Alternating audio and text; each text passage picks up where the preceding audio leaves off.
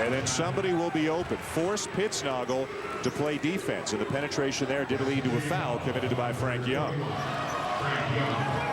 Then in practice yesterday, over and over and over, they worked on dribble the ball right at Pittsnogle, force him to commit, and then maybe Hicks or somebody in the corner will be open. Either Hicks inside or somebody in the corner for a three. That's against that 1-3-1. And again, the middle guy's so important on that defense.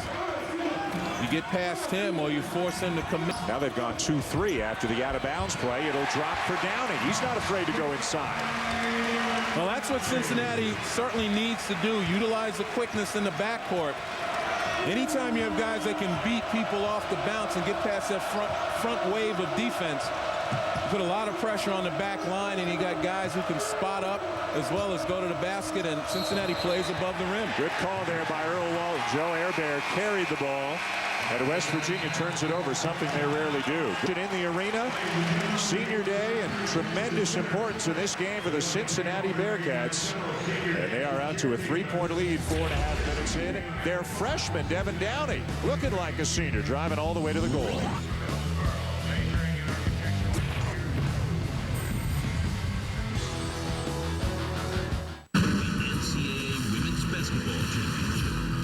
March 18th. Everybody lives together. Friends are all around. Under the sun.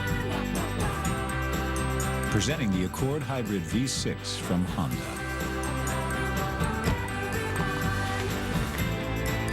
You're sure to make friends.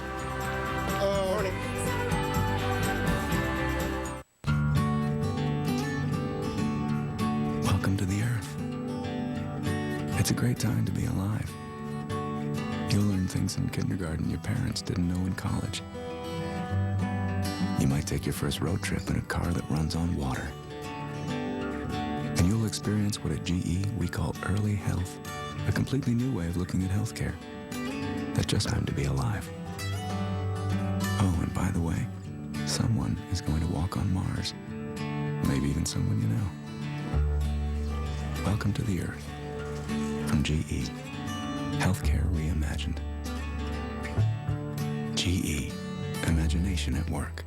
Taco Bell's Crunchwrap Supreme. Beefy, melty, crunchy, cool, classic Taco Bell taste. Loaded into a flour tortilla and grilled for maximum portability. For classic Taco Bell tastes that are good to go, think outside the bun.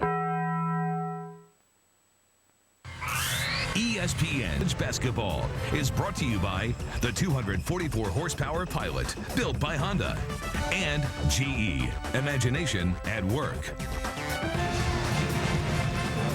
Back here in Cincinnati, where the Bearcats have an early 10-7 lead on West Virginia. Senior day, huge game for the Bearcats, trying to improve their standing for an at-large bid. Andy Kennedy, both Len and I have said, I think it's generally conceded he's done a great job under difficult conditions this year, leading this undermanned team to the record that they have. Has never been a head coach at any level before this year. The interim head coach should for the job full-time next year. Also, ESPN's Andy Katz reporting today. Andy Kennedy's name has come up, and he will be in play for the job at Ole Miss. And Len, anybody, any job, any career, it's always nice to have options, isn't it? That's what Andy told us in our little pregame meeting, and he kind of alluded to that. Yeah, another thing he told me yesterday, he said if Devin Downey attacks, we win. He said if he's passive, we lose. Good sign early for the Bearcats. Well, he certainly needs Devin. A game against Seton Hall, so he was pretty passive. Look at that back door. Pittsnogle from Airbear, and other than the three, maybe play number one in the West Virginia playbook is the three. Play number two is the back door. Well, particularly when you're trying to play Kevin Pittsnogle for the jump shot and Hicks on top of him. There's the 1-3-1 extended zone press. That's what turns so many teams over. Mike Gansey up at the top, Pittsnogle in the middle, and the little J.D. Collins will run the baseline on the 1-3-1. Although, again, off the out of bounds, they go into a 2-3. They change their defenses almost constantly. Downey penetrating again. White getting inside, lost the handle on the way up. Nice little hesitation by Collins. And he's going to the line as well. Great drive by J.D. Collins. The back door. And watch Kevin Pittsnogle. He's at the high post right here. He's going to set the screen down. And usually it's the pop right there, and Eric Hicks playing him for the three. Steps out a little bit too far. Pittsnogle goes back door. And you can expect that to keep Eric Hicks kind of in his place a little bit, not stepping out and overplaying. When we visited with Andy Kennedy before the game, correct me if I'm wrong, he said, quote, if they backdoor us 22 times, what we want to prevent is West Virginia getting standstill jump shots. So a tie-up, and the arrow will turn it over to West Virginia. But that always goes against defensive instincts. You take a look at the drive right here. Nice job there by Collins to get a piece. And Downey tied up. But the continued penetration by Cincinnati will put pressure on West Virginia. Patrick Beeline, the coach's son and a great long-range shooter, has checked into the game for the Mountaineers. Give him an assist on the Air Bear, a starter in every single game in his 4-year career. This is Air Bear's 124th consecutive start. The three left short by Muhammad, and now West Virginia in transition. Good decision right there. Didn't have numbers. J.D. Collins backs it out. But also, that last play, that last basket by Air Bear, you had help from Eric Hicks, but because Pittsnogle is so far out on the floor at times, it takes Hicks a longer time to get there to help. Knocks down his second three of the game, and the Mountaineers on a run to take a 4-point lead. Andy Kennedy has to use a timeout. And Andy Kennedy certainly wants to talk about what you just mentioned, not allowing the standstill jumpers. He wants to force the back door.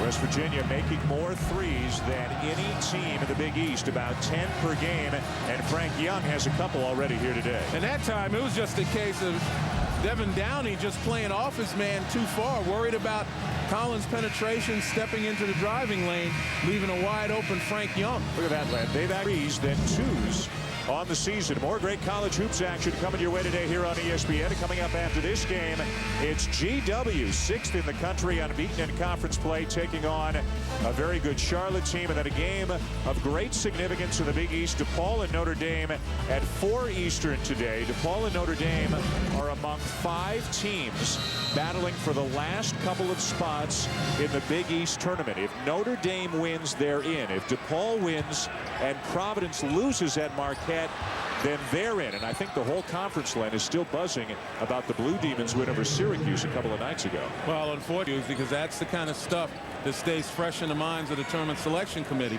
And you just can't lose that badly at a time when you're essentially fighting for a spot in the tournament. But going back to the numbers, West Virginia in their 3-point field goal attempts. I mean, John Beeline's a firm believer in the 40-60 rule. 40% from 3 is the equivalent of 60% from 2, and those numbers demonstrate that their overall shooting percentage is around 51%. Muhammad misses the 3, and Young, who's off to a good start, brings down another rebound. Every single player who plays for West Virginia, their top 6 get almost all the minutes. All 6 of them can shoot the 3 and will shoot the 3 with regularity. Yeah, that 34% is the equivalent of 51% from 2. And as I mentioned, overall about 48%. And it also opens up things like the back door that we've already seen here today. Air Bear, a little fade. And Young, the offensive rebound. He's active.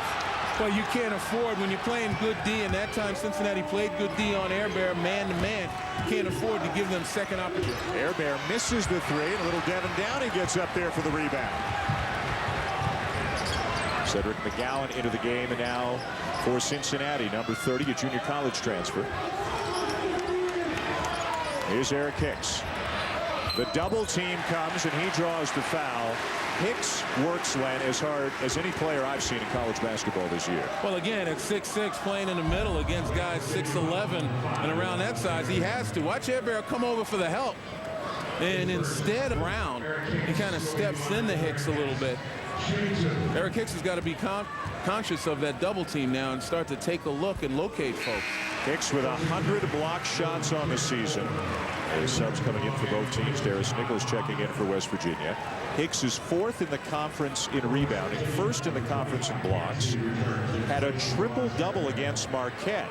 He'll probably wind up 2nd on Cincinnati's career block list, and he's 8 blocks away from breaking Kenyon Martin's single-season block record. Not bad for a 6'6" guy playing in the post. And it sounds like the player of the year. And particularly, again, being 6'6" and dominating the middle as he has. And a guy who's come so far, his ability, his leadership, all the intangibles since showing up on campus 3 years ago.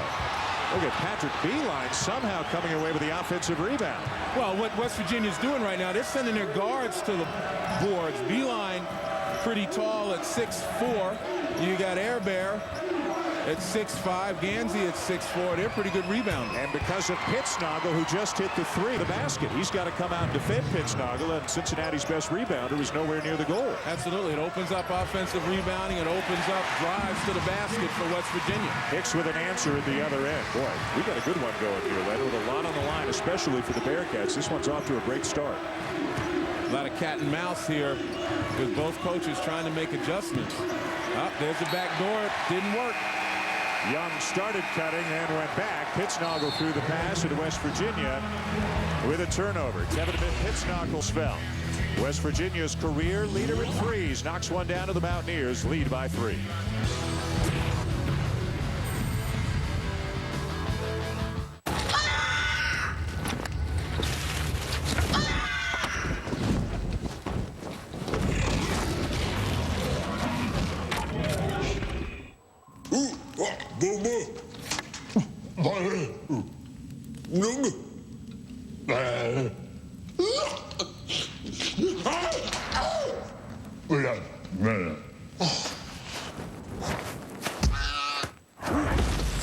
Next time, use FedEx.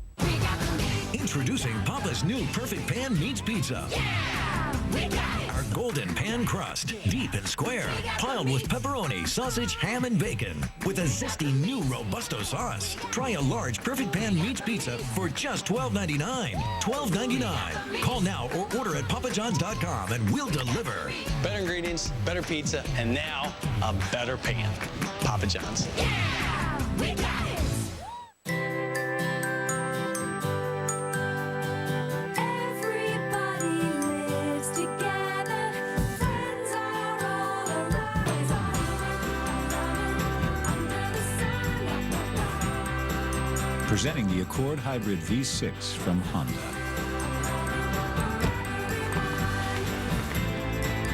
You're sure to make friends.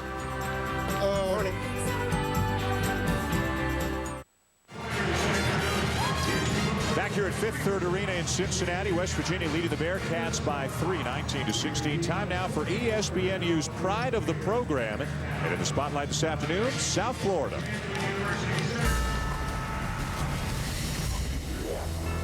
The Bulls were one step away from reaching the end. Dobras all the way from Yugoslavia and his teammate Bobby Russell. They combined to lead the Bulls to the 1990 Sun Belt Conference title, giving the University of South Florida a first ever trip to the Big Dance.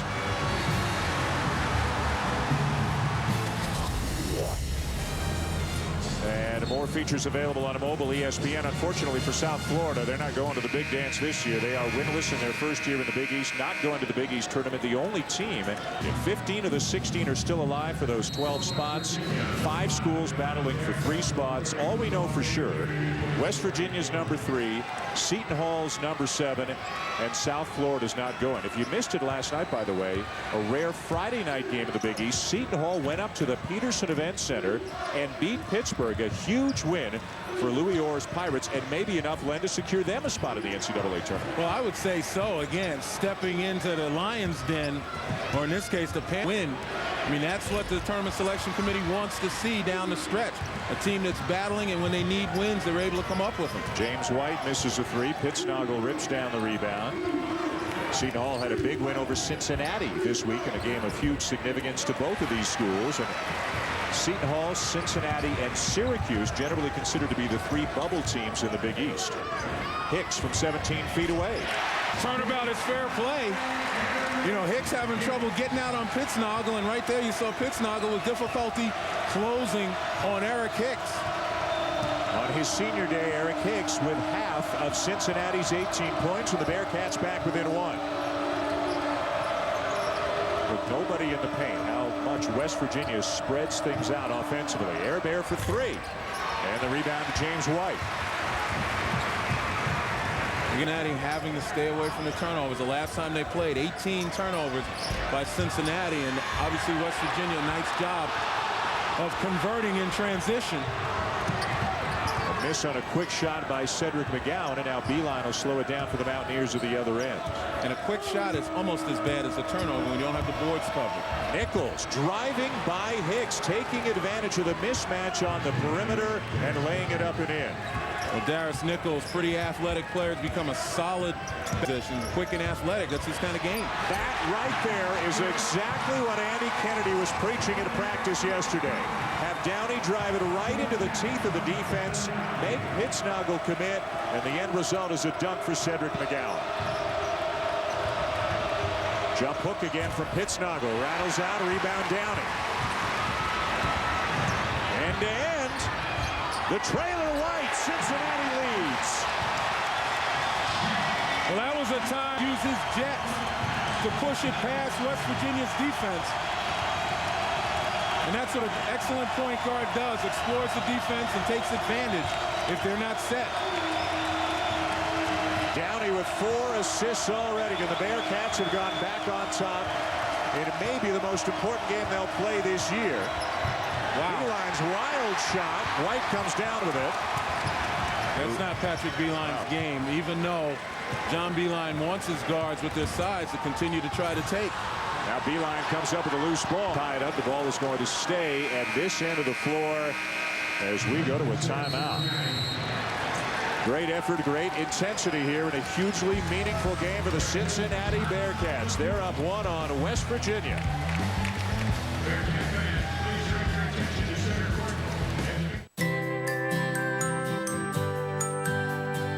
Everybody lives together. Friends are all alive. That's right. Is all under the sun. Presenting the Accord Hybrid V6 from Honda. You're sure to make friends.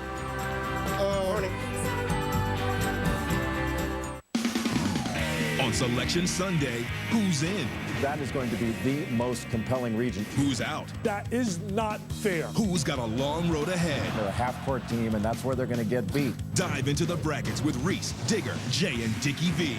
To win a national title, you've got to be able to go inside. They have proven they can play with anyone. Before you fill out your bracket, pencil us in on Selection Sunday. Bracketology, presented by Staples, begins at 5 and continues at 7 Sunday, March 12th on ESPN.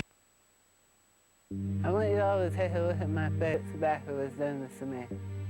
I've had 35 different surgeries. I went from 190 pounds to 113 pounds.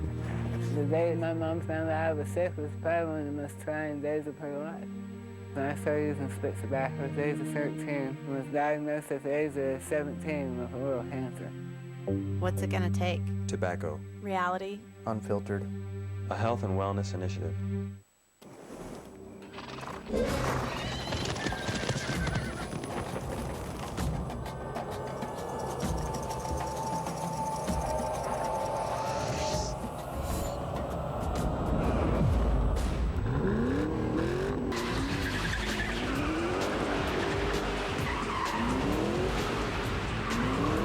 Ford Mustang.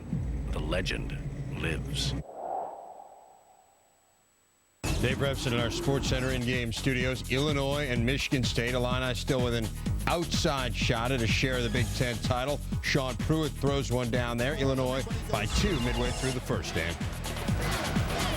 All right, Dave, thank you. Here's Cincinnati try to improve their standing for an at-large. Up 1 on West Virginia. Atlanta attacking the 1-3-1. Going right at Kevin Pittsnoggle, and that's the job here. Come at this man right here. Force him to step up, make a decision.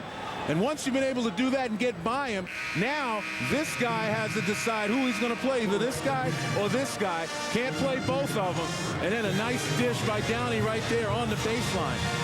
If you can force Pittsnoggle to step up, get that 6'11" frame out of the paint, and then force the guard on the baseline to have to guard two big men, you're in good shape. Downey and Hicks both on the bench right now.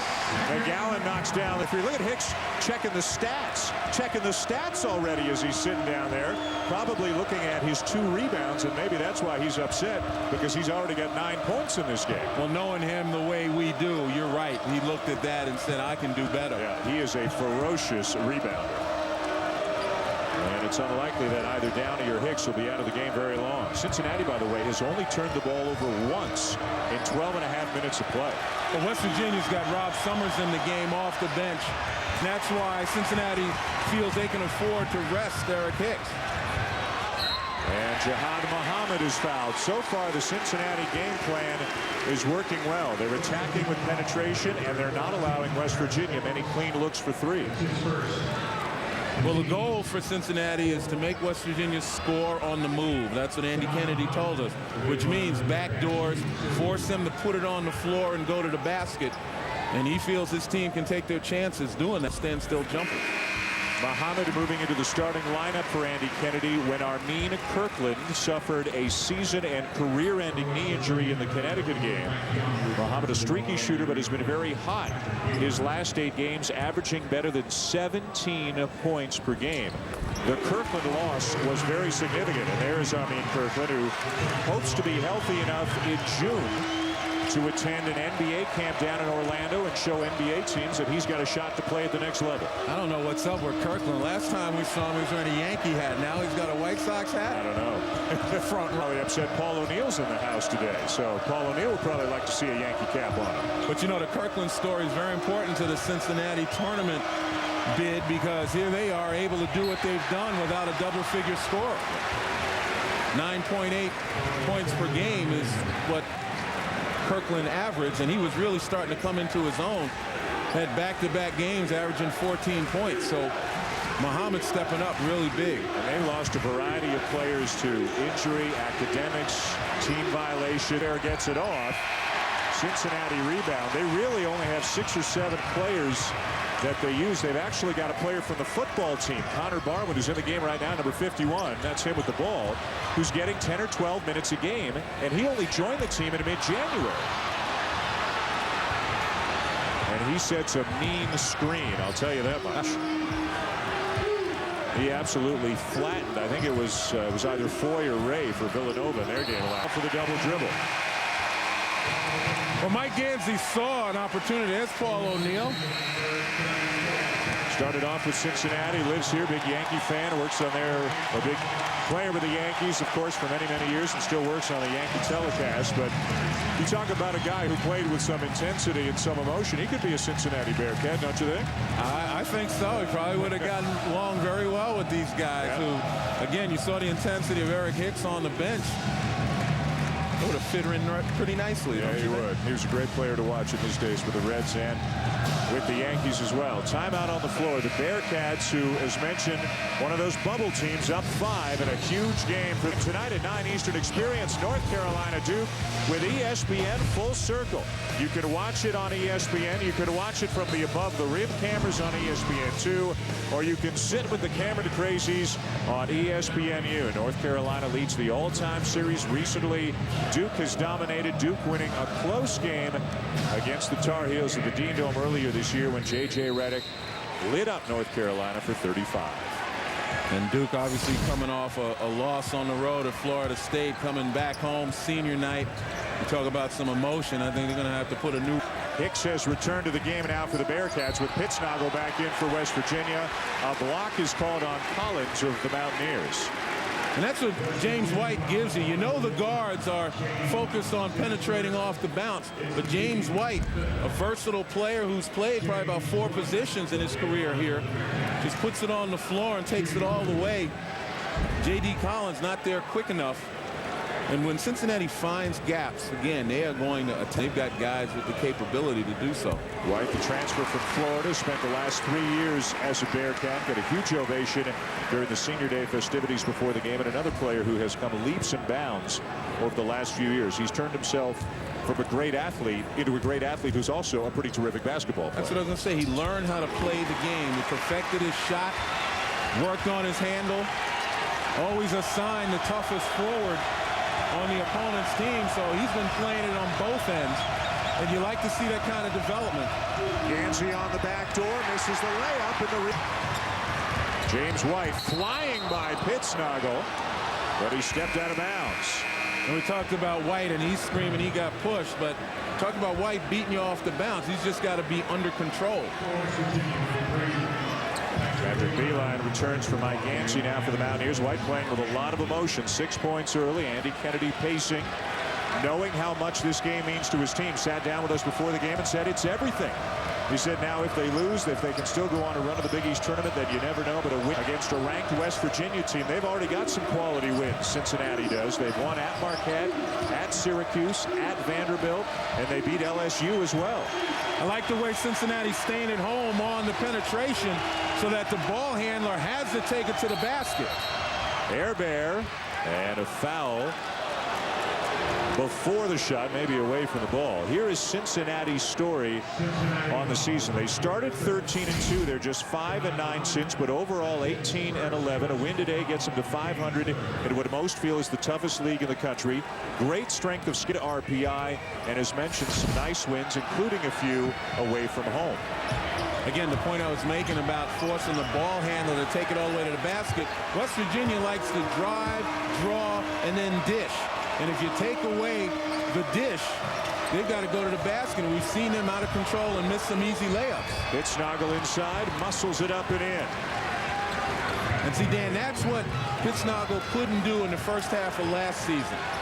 Couldn't really that basket in a need situation, and now he's pretty formidable down there on the block. Great penetration by Downey, but equally good hands by Collins to force the turnover. A fadeaway three by Pittsnoggle, and another rebound for Eric Hicks. And that's the last thing you want to see from a 6'11" guy. I don't care how well you shoot it. Muhammad. Downey on the wing. Back out by White. Great play. And White was getting backed out by Frank Young, and still with those long arms able to reach up and gain possession for his team. Now Muhammad for three.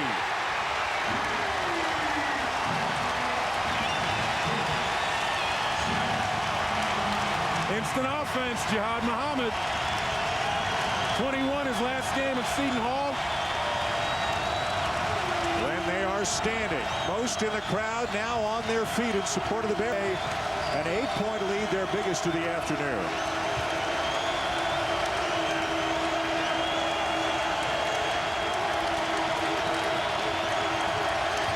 Shot clock down to 5.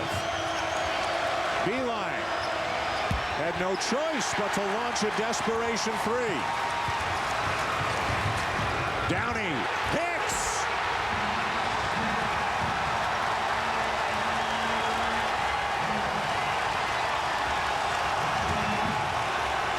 What Cincinnati's been able to do, obviously with the timeout by West Virginia, they've limited the threes, they've stood in the jump shooter's face, they've commanded the boards, and they're getting the easy baskets that they long for.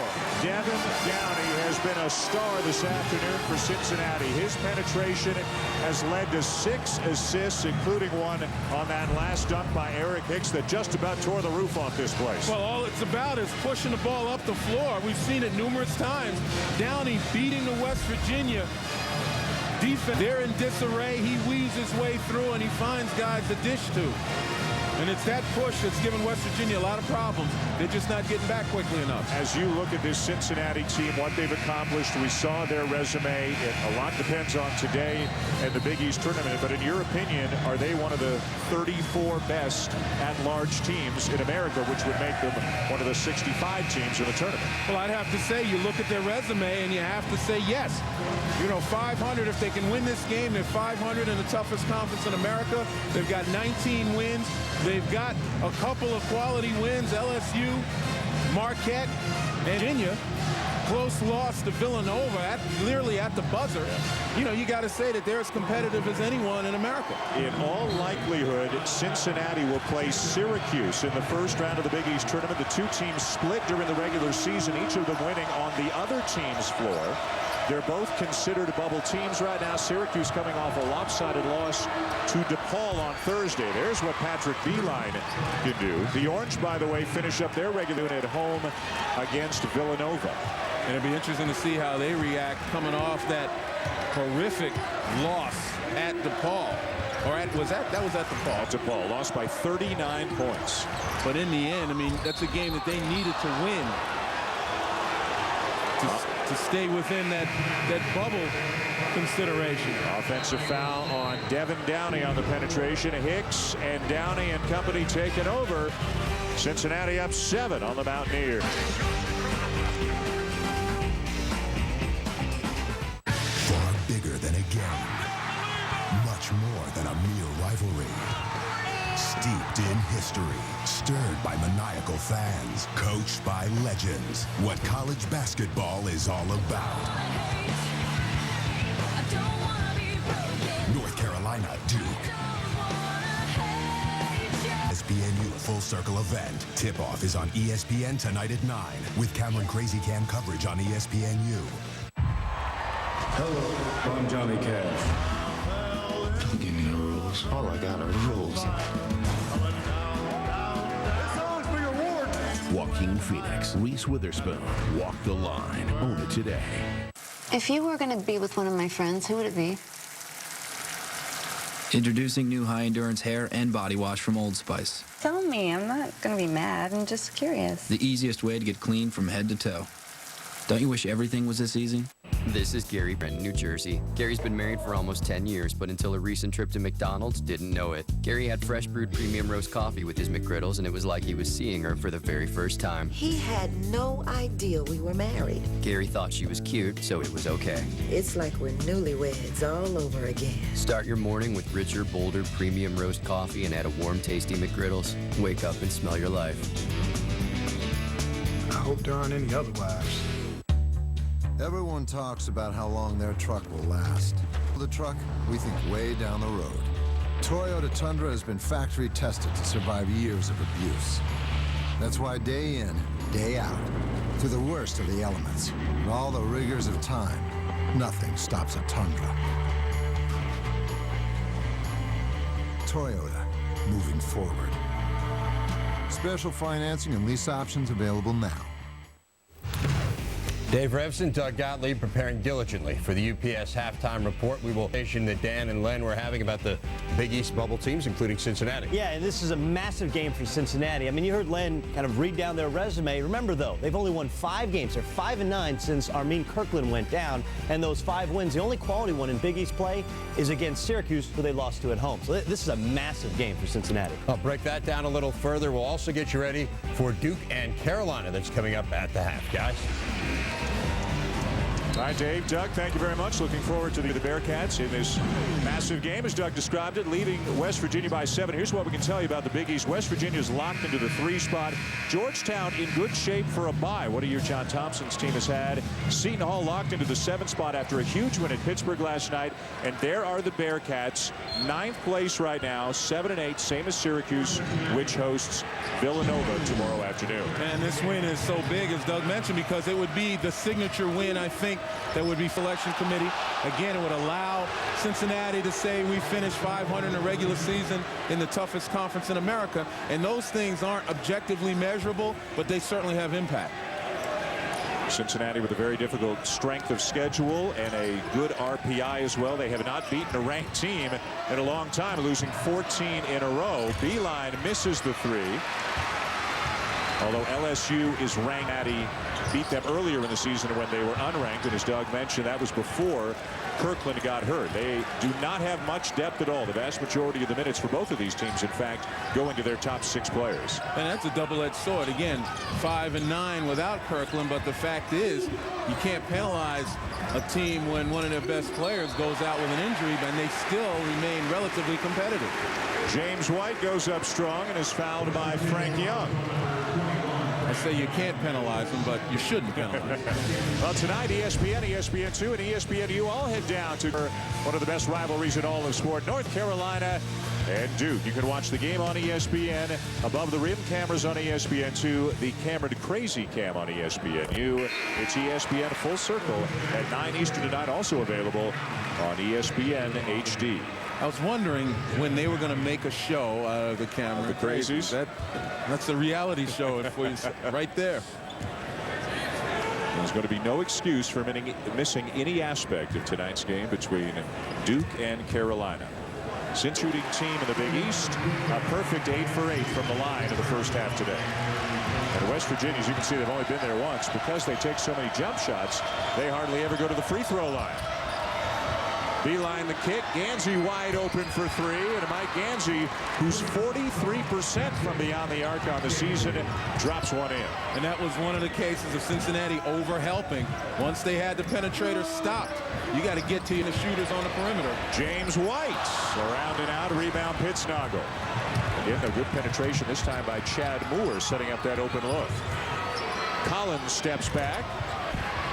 And the rebound to Pittsnoggle. Back up and in. And don't look now. The Mountaineers back within 4. And they're doing it in a way that they don't normally do it.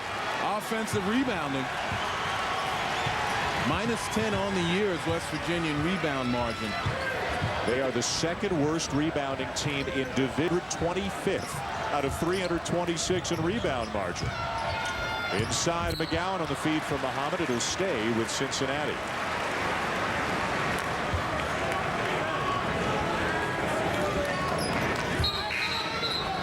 There it is. West Virginia -9.6 on the season, second worst in Division I. But Len with 3-point shooting, and they don't turn the ball over. A ton of assists. They do so many other things well. Well, you neutralize that deficit with those things you spoke of, taking care of it. Having Eric Hicks on the inside doesn't hurt. And even though we talk about West Virginia's problems rebounding, they're pretty much holding their own, only -2. 13 for Hicks, 5 of 6 from the floor, 4 rebounds as well. 5-second difference between the game clock and the shot clock.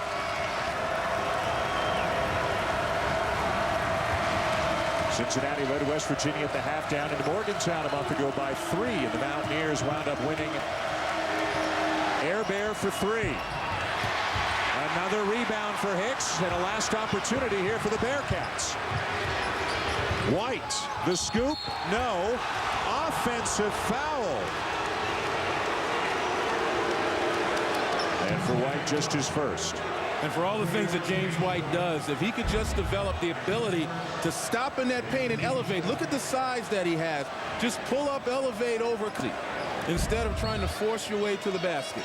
Joe Airbear takes the charge. West Virginia lets the clock expire. Then we go to the break after an entertaining first half. Cincinnati in a huge game for them, led by Eric Hicks, leading West Virginia 37-31. Come on back and join us for the second half here from Fifth Third Arena. But first time for the UPS halftime report. Back to the studio, Dave Revson and Doug Gottlieb, fellas. All right, Dan, it is the UPS halftime report.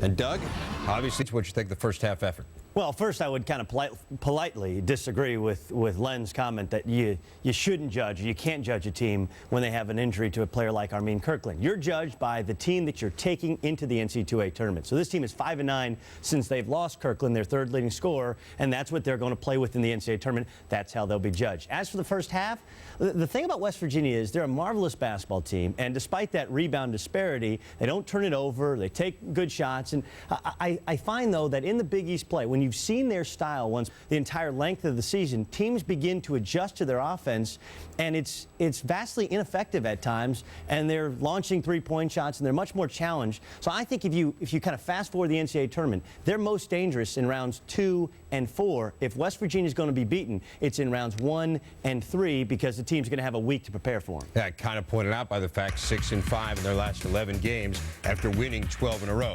All right, let's revisit this idea of the bubble teams in the Big East. The consensus seems to be after the win over Pitt last night. It leaves us with Cincinnati and Syracuse. What do you think? Well, I think Syracuse has got to play their way back in. I mean, you can't lose by 39 points and then say, oh, well, we're a tournament team. Who have they beaten? They have one win over West Virginia, and they played nobody in the non-conference. Cincinnati did at least attempt to play people in the non-conference. They have a couple decent wins. They win here tonight. They're putting themselves at least on the right side of the bubble. Of course, these two teams match up in the Big East tournament. It could also help Syracuse. Syracuse has another opportunity with a game against Villanova.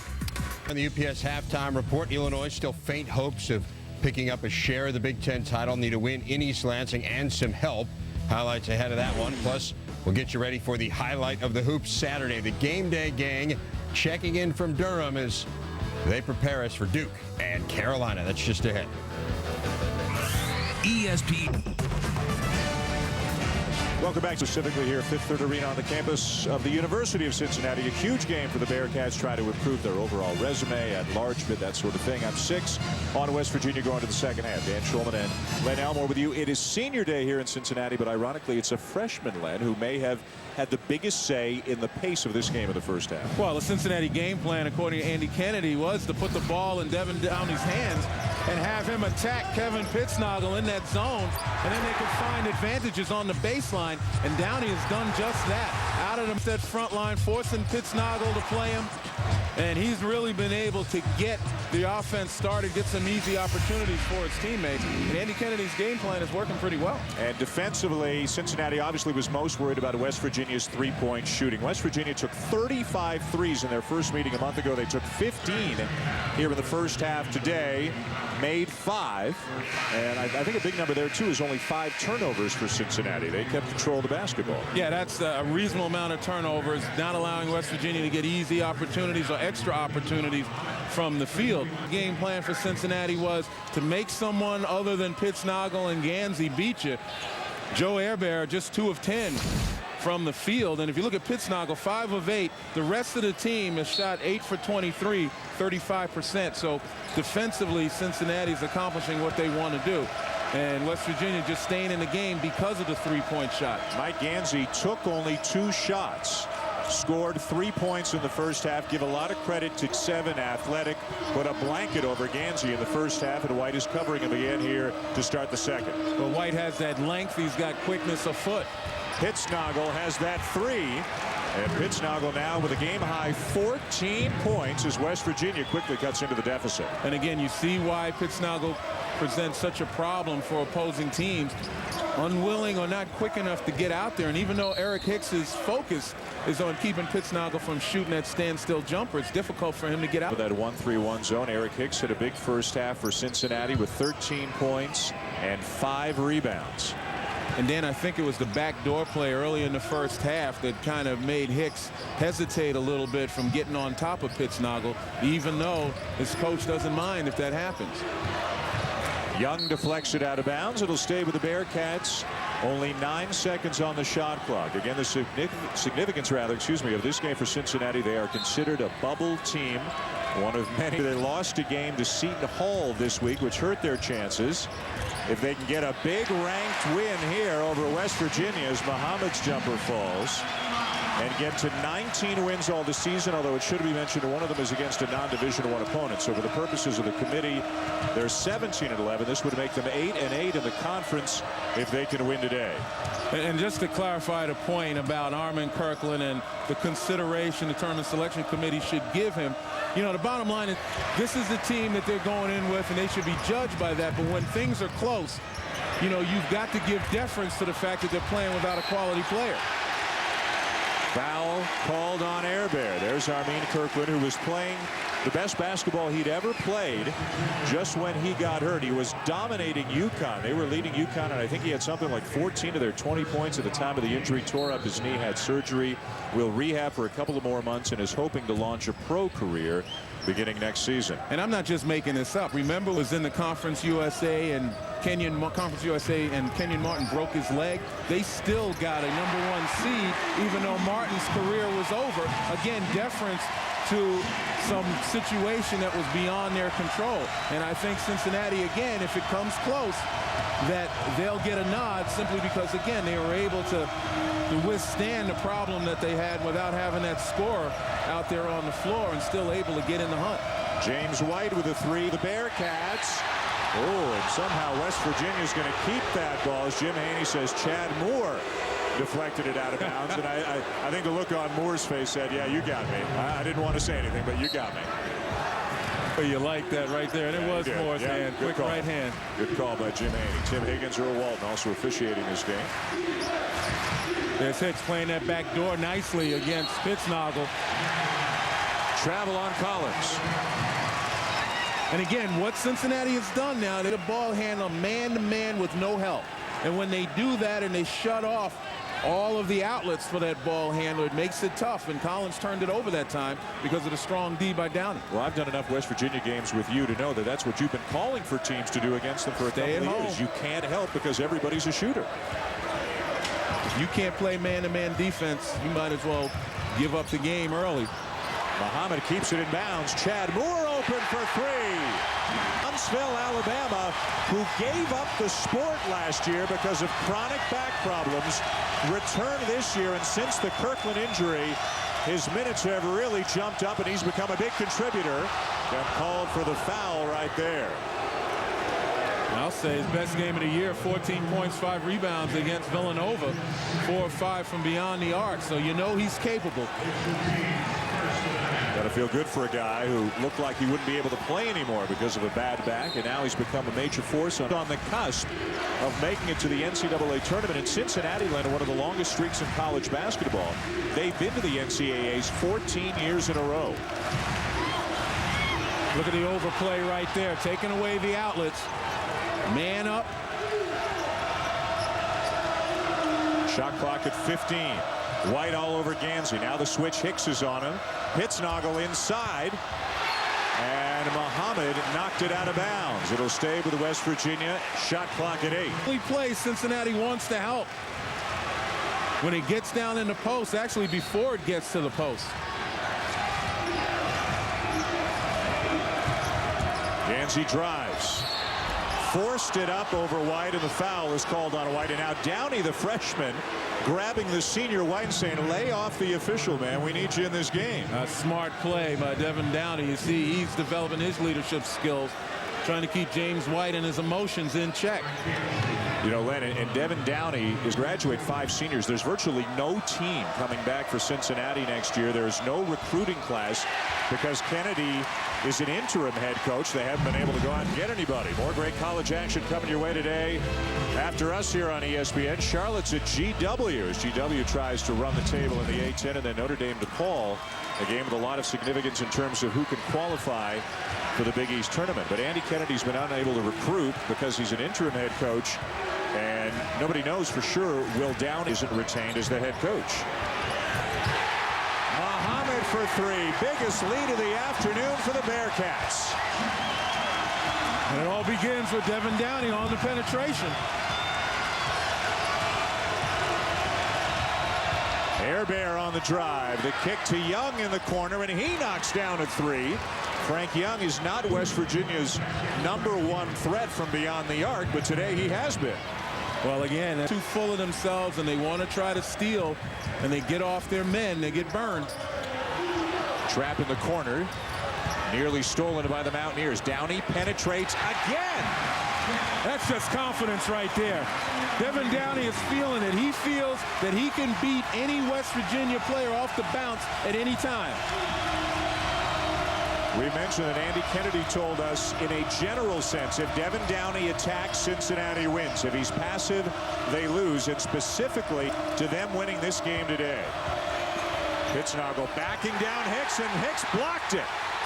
Pittsnoggle gets it back and finishes strong, and a foul as well.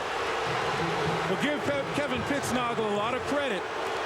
Never gave up on it, even though it's blocked in his face. He got possession and used his strength to go to the basket. West Virginia won't go quietly. They have closed within 10 as the battle continues underneath here at Cincinnati.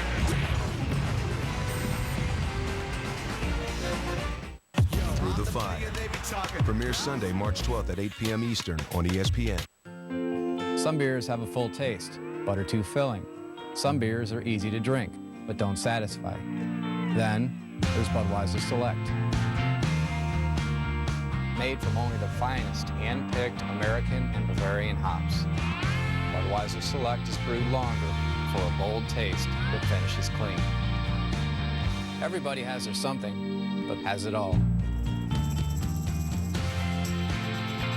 The time has come for you to live without fear.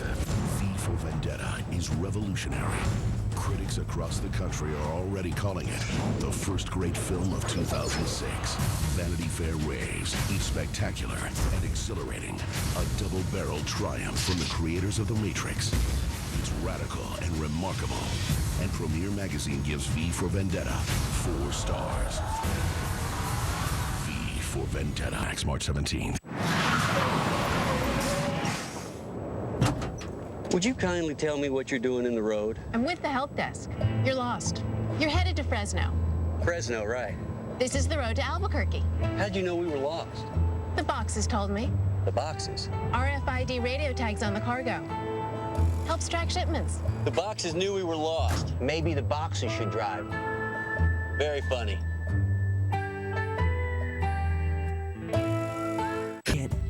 Drizzle it. Dunk it. Crave it. The wait is over. Lobster Fest is back. Red Lobster's annual celebration is going on now. Taste new combinations like succulent Maine and rock lobster tails, or irresistible lobster with snow crab, or indulge in a bowl of creamy lobster bisque. Your favorite lobster dishes right now during Lobster Fest, only at Red Lobster. Exactly a month ago, these two teams met down in Morgantown, West Virginia. Kevin Pittsnogle with an early 3, but it was Cincinnati who led at the end of the first half. Eric Hicks had a monster game, 22 points, 10 rebounds. The Mountaineers, though, had a great second half. Joe Airbear, Mike Gansey, Pittsnogle again, balanced scoring for West Virginia as they win 66-57.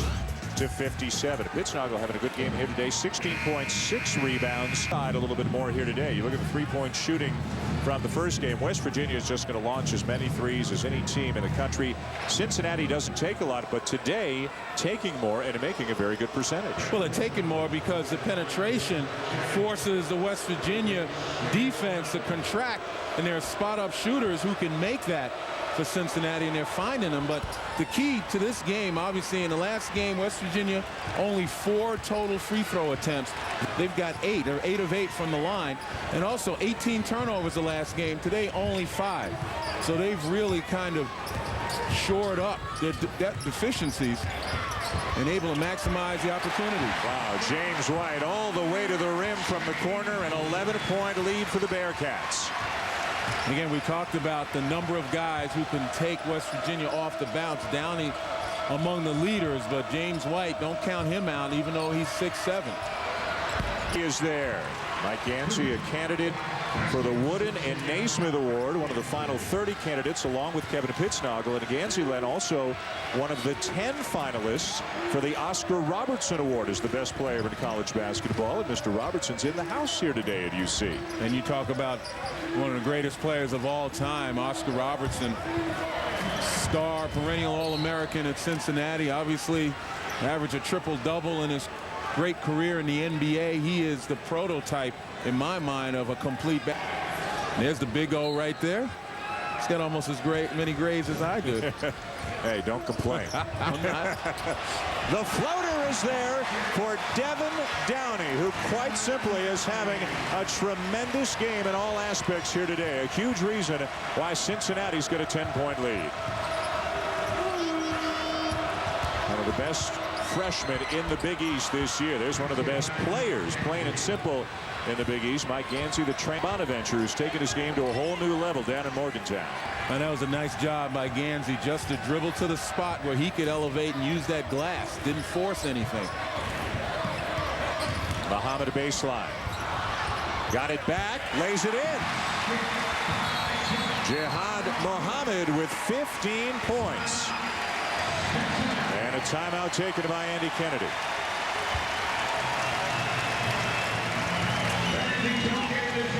Kennedy not happy. A game of huge importance to them. Getting great contributions from everybody wearing the white jerseys.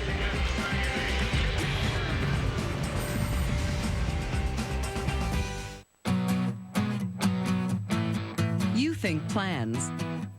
Office Depot thinks paper. You think locations.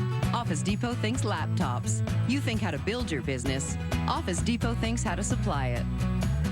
And now through Saturday, get $5 off your next purchase at Ink Depot when you return an empty ink cycling. You take care of business. Office Depot takes care of you. Taking care of business. The minute I met Tony, I knew who that guy was. I don't know if I loved him in spite of it or because of it, but there are far bigger crooks than my husband. Whatever happens, we gotta be taken care of. I had a choice, and I chose my loyalties to you. You gonna take care of his kids after he's gone? Our friend wants him gone. The Sopranos, only on HBO. And we are here courtside with Vince Carter. Vince, you were amazing out there. And that's why we don't feed the dog people food. Sorry. Hey, Uncle Carl. Hey, Ma, how you doing? All refrigerators make a little noise. How about some avocado? We can make guacamole. Cook it medium heat. Don't put it on the phone. No, don't put it. Hey, Grandma. With T-Mobile, families talk free. Share 700 whenever minutes. Just $59.99. The dog, yeah, he's bulimic. T-Mobile, families, and the NBA. Taco Bell's Crunchwrap Supreme. Beefy, melty, crunchy, cool, classic Taco Bell taste. Loaded into a flour tortilla and grilled for maximum portability. For classic Taco Bell tastes that are good to go, think outside the bun. Hello, I'm Johnny Cash. Don't give me the rules. All I got are rules. Joaquin Phoenix, Reese Witherspoon, today. Dave Remsen in our Sports Center in-game studios. Tourney bid on the line in the Big South. Coastal Carolina and Winthrop. Colin Stevens for the Chanticleers. They swept the conference champs in the regular season. They are down just one right now, guys. All right, Dave. Well, championship week, one of the great times of the year for sports fans. We got a good one to go in here with Big East implications. This telecast available on ESPN HD, presented by Dish Networks. West Virginia, they're going to the tournament. They're locked into the 3 spot of the Big East Championship. They'll get a bye, which they've never had before. Another great year for John Beilein and the Mountaineers. This game is more about Cincinnati. Can they get a signature win, improve their standing for an at-large, and really make a statement heading into the Big East tournament, which begins Wednesday afternoon from New York on ESPN and ESPN2. Pitznagel's 3 not there, and the tap into the hands of Muhammad. Hicks inside. Hicks working hard, had it blocked by Pitznagel.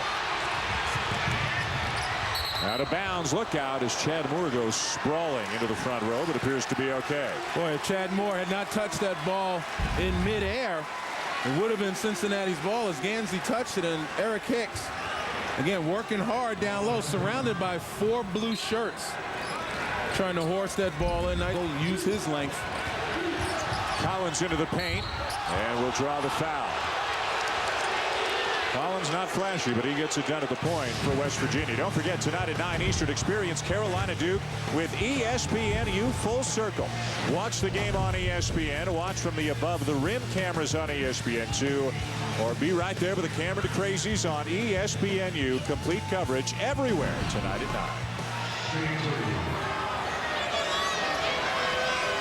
Collins at the line for the Mountaineers. The team has attempted all today. Collins part of a great senior class for West Virginia. He's gone. Gansey's gone. Pitznagel is gone. Air Bear is gone. And Beilein is gone. The Mountaineers lose 5 of their top 6 after this season. Well, that's what makes them so dangerous. Not only have they tasted the Elite 8 last year, but that senior urgency combined with the experience. And again, we've been mentioning throughout the year teams in America to prepare for, because many times you have to go against your defensive principles, your help principles, in order to keep them in check. You got to stay at home, and you got to rely on singular man-to-man defense. Downey penetrates again off the side of the backboard. Loose ball to Pitznagel. And here's where Cincinnati's got to be careful now. Quick shots, giving West Virginia opportunities in the open floor. Beilein misses a 3, though, and back come the Bearcats with the ball. And they have led almost the entire afternoon, and they have led the entire second half. Here's where you work time and score. You stay aggressive, but you use your judgment as to good shots, good ball movement. Hicks sets a screen to try to free up McGowan. Now McGowan driving on Beeline, steps back. Hicks will save it, but into the hands of Gansey. Those two guys teammates on the World University Games team in the summer for the USA. Pittsnoggle the lay-in. Again, open floor turnover. And West Virginia, even though they're patient in the half court, when they get opportunities to run, they will. And when you turn it over and give them those opportunities, you just saw what can happen. McGowan trying to post up on the smaller Beeline inside. They're really going at it. Well, Beeline's showing a little bit of strength right there, not allowing McGowan to push him around, but after battling him with hips and shoulders, he uses an arm and grabs and essentially bails McGowan out. So a Beeline. How about the 3-on-1? Nichols, Air Bear, Pittsnoggle, and the Mountaineers have crept back within 7.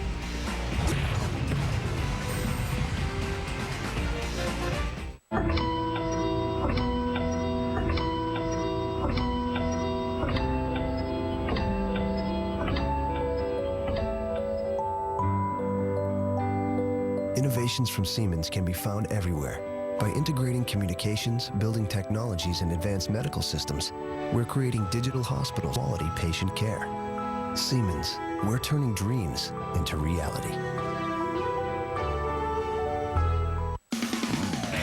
On Selection Sunday, who's in? That is going to be the most compelling region. Who's out? That is not fair. Dive into the brackets with Reese, Digger, Jay, and Dickie V. Bracketology, Sunday, March 12th, beginning at 5 on ESPN. David Ortiz and the Dominican Republic face off against Miguel Cabrera in Venezuela. Then Mexico takes on the United States. A World Baseball Classic Venezuela, Tuesday at 1 on ESPN. Then Mexico versus the United States at 4 on ESPN2. I want you all to take a look at my face and realize that spit tobacco has done this to me. I've had 35 different surgeries. I went from 190 pounds to 113 pounds. The day my mom found out I was sick was probably one of the most trying days of her life. When I started using spit tobacco at the age of 13 and was diagnosed at the age of 17 with oral cancer. What's it gonna take? Tobacco Unfiltered, a health and wellness initiative. Meet Linda. Linda recently underwent robotic-assisted surgery. Technology so innovative, only a few hospitals in the country use it. In fact, UNC is a leader in surgical robotics. It's the future of medicine, and why Linda is doing water aerobics today, making this less a story about a hospital and more about getting Linda back into the pool. UNC Healthcare, leading, teaching, the strong, spirited survivor. Cincinnati up by 7 on West Virginia, 11:35 to go here at Fifth Third Arena. And again, let's set the scene for you in the Big East. Connecticut with a win against Louisville this afternoon will clinch the top spot. West Virginia is locked into number 3. Georgetown with the inside track on the 4th and final bye. Seton Hall is locked into number 7, and there are Syracuse and Cincinnati, two teams of great interest around the country as the so-called bubble teams, as I think that's where most people would put them. This game of Bobcats, Syracuse with a huge game tomorrow at home to Villanova. A chance for both teams on senior day on their home court to make a real statement. And then the ironic part is most probably they're going to face each other in the first round of the Big East tournament. Maybe that comes down to a winner-take-all kind of game. And that's the way it should be. I mean, this is the exciting part of college basketball. You let teams have the destiny in their own hands. Eric Hicks points on the afternoon. He doesn't get a lot of credit for his jump shot, but he's made 3 or 4 today. Well, he's demonstrating he's got more skills. He's just not, you know, the muscle guy in the middle that'll horse the ball up in the paint. He can step out, show some finesse. Mid-range from the free throw line to the top of the key, 10, 12 feet on the baseline. You know, getting back to teams on the bubble and so forth, don't think that Andy Kennedy and the Cincinnati players and all the teams affected by this don't pay attention to a Florida State win. All those wins impact all of these bubble teams. Again, West Virginia using a lot of clock and then settling for a 3 right at the end. Hicks just muscling his way in and lost the handle.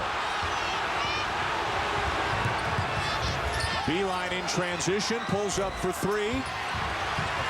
Gansey runs down the loose ball. over and back. Andy Kennedy wants. Jim Haney says the ball was deflected. And that's the only way it couldn't have been. It looked like Gansey had control of losing it. And again, according to the official, it was tipped.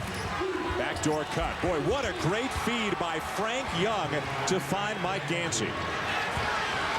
And again, that's what West Virginia does so well. They get you in the helter-skelter mode, and then they just use your aggressiveness against you. Cincinnati's got to back off a little bit and kind of understand where they are on the floor and not get into that chaos playing defense.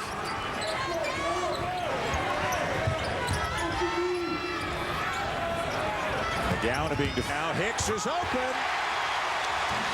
Nice job by Chad Moore on the drive. And that was focused aggression, though. Being aggressive, going to the basket, but not out of control. 17 now for Hicks, and he's got a couple of guards and Downey and Moore to thank for a lot of that. Beeline. It hits the back of McGowan, and fortunately for West Virginia, bounces to Nichols. Now Gansey from the wing with a big three in West Hicks. And that was excellent recognition by Gansey at 6'4" on the smaller Chad Moore. Knew he could shoot over him. And again, standstill jump shots. Land 11 of Gansey's 14 points here in the second half. Well, he's letting folks know he's still on the floor now. Yeah. Downey. The pull-up. Shot clock didn't reset. Muhammad has it knocked out of bounds as his momentum carried him right back into the ball, and it goes back over to the Mountaineers. We are here at Fifth Third Arena on the campus of the University of Cincinnati. It is senior day for the Bearcats, a senior class of 5 at a huge game for Cincinnati. Dan Schulman and Len Elmore with you. The Bearcats coming off a loss to Seton Hall, trying to make a real statement that they are worthy of an at-large bid. Both teams shooting the ball very well, taking good care of the basketball. This has been an exciting game from the moment it began. And it's been a game where Cincinnati off the bounce, rebounding and not turning it over has worked. But as well as they've played, West Virginia just hanging around the three-pointer, the back doors.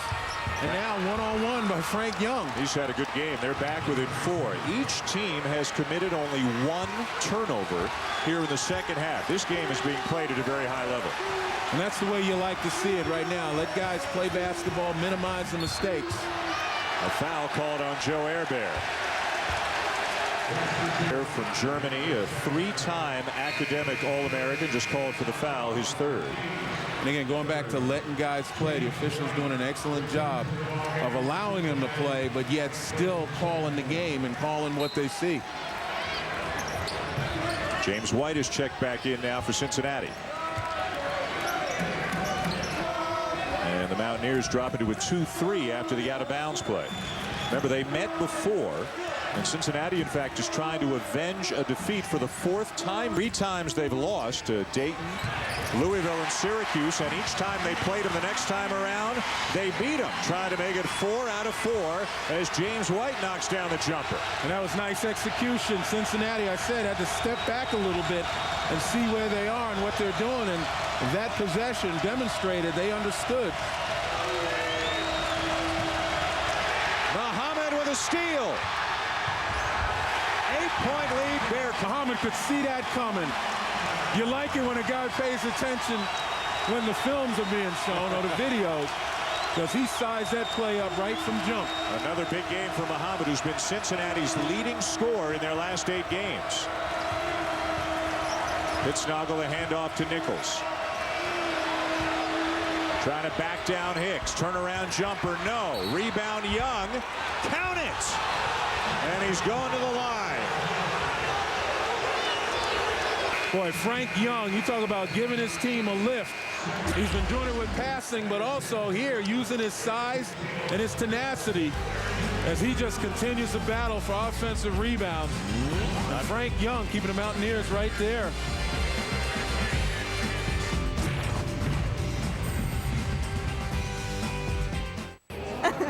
Man, you gotta try this grilled pineapple sauce. Try the Kung Pao. Make way for CJ. Watch out. Watch out. What's up, guys? Hey.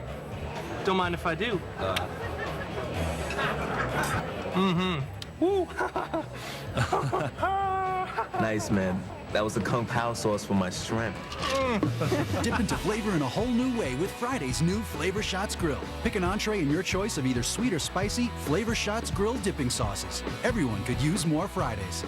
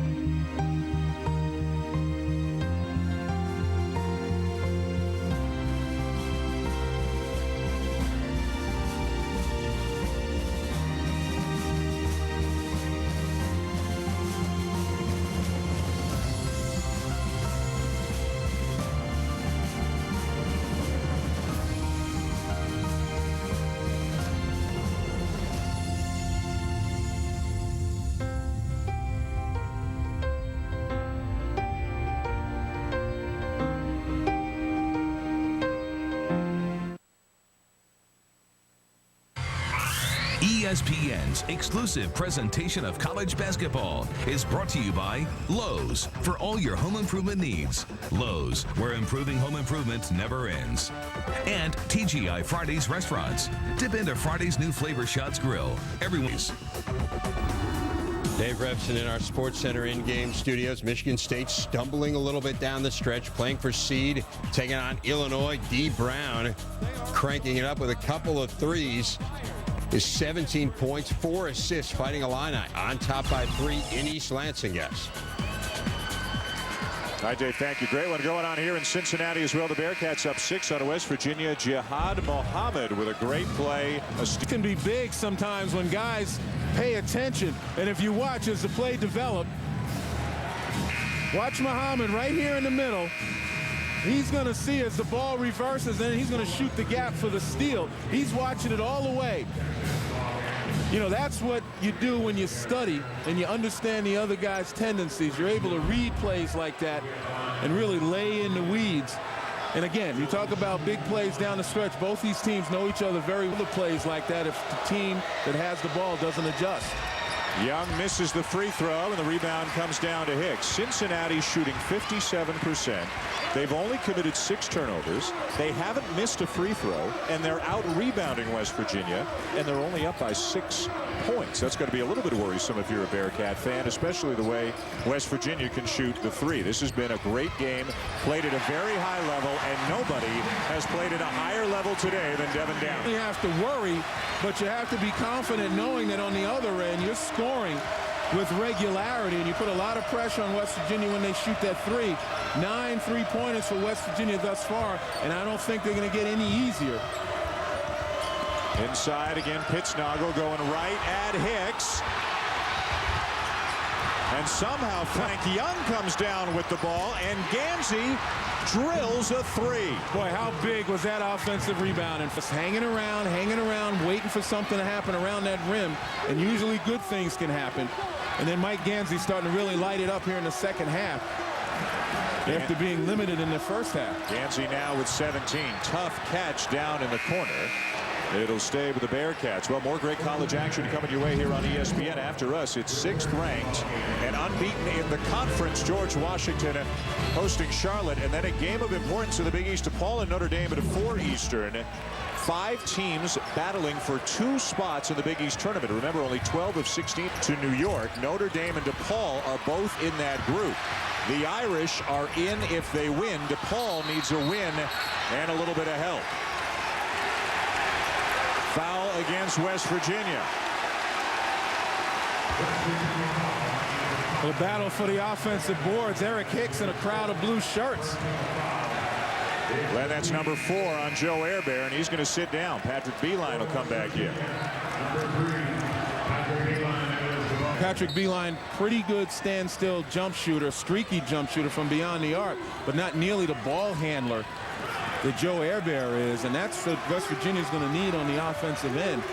Find ways to get shots, get them up on the glass. Airbear, one of those guys that can do it. Muhammad. Pittsnoggle there for the rebound. White got up in the air a little bit too early. That ball hung up on the rim a little bit too long for him. But he almost hung up there long. That was impressive. Gansey, a contested three from the corner, and it's a 2-point game. Well, Gansey has found himself with Muhammad on him at 5'11", and another time Chad Moore, who's about 3 inches shorter, and he's an excellent standstill jump shooter, and he's just totally taking advantage. Gansey is 5 for 6 from three-point range. Chad Moore with the answer for the Bearcats.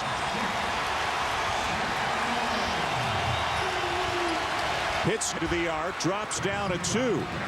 69-66, up and down they go. And I tell you, even the officials are so accustomed to West Virginia hitting threes. Pittsnogle was 5 feet inside of that arc, and the officials still had to signal too. Just in case anybody was confused. Downey, and he's fouled. May have been Pittsnogle on the arm. It is. Pittsnogle called for the foul. Cincinnati leading West Virginia by 3. Here's the Friday's game track. West Virginia, as always, taking it and making a lot of threes. A big game for Pitt. He's gotten great play out of Devin Downey. 10 assists, 1 shy of his season and career high. He's a freshman. He's been great.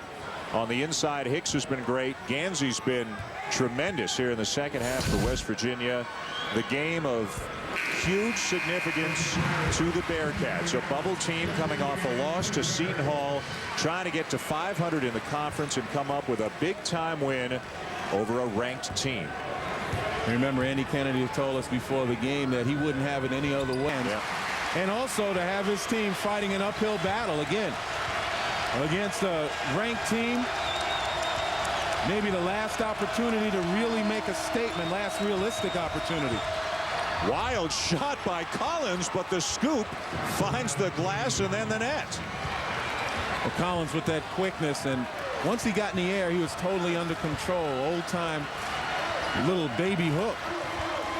Yes, he pulls the Mountaineers back within 3. Collins, not a big scorer for them. Muhammad inside to McGowan. Yes. Oh. Muhammad drove. And West Virginia's complaining that nobody touched that shot. But Muhammad got possession of it and put it back into the hands of McGowan. Again, a hustle play, something that looked wrong and turned out right. Beeline drives and scores. You know, Len, back at the beginning of the year, the Kraus team, there was anger after the dismissal of Bob Huggins, but over the course of the year, with some big wins, a Marquette win, a Syracuse win, the town has fallen back in love with the program again, and they've really rallied behind Andy Kennedy as well. You see Hire Andy t-shirts and signs all over the building. Downey, they've fallen in love with him as well. Well, he's just having his way in the paint. In the first half, I mentioned it. He's got such confidence, he feels he can take anybody off the bounce and go wherever he wants. Hicks on the bench right now, but Cincinnati's a couple of minutes. Now he's going to check back in. A 3 for Beeline. What a basketball game here today. Well, again, West Virginia now using the high screens, and everybody on that team adept at shooting behind the screens. Cincinnati has got to find a way to get between the shooter and the screen to get a hand. Downey, maybe one of the few bad decisions he's made today. Off balance and going at a bigger guy. Pulled up and had his shot blocked. And Downey continue to drive and don't settle for the jumper. West Virginia can tie or take the lead. No basket, a foul on the floor before the shot. Just over 2 minutes to go. Patrick Beeline with a 3. His dad, his coach, loves that. The Mountaineers are back within 2 here in Cincinnati.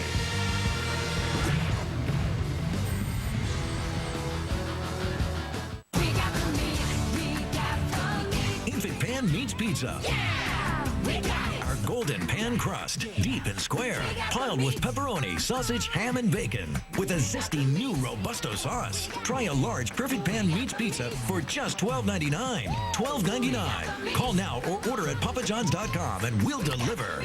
Better ingredients, better pizza, and now a better pan. Papa John's. Yeah, we got it.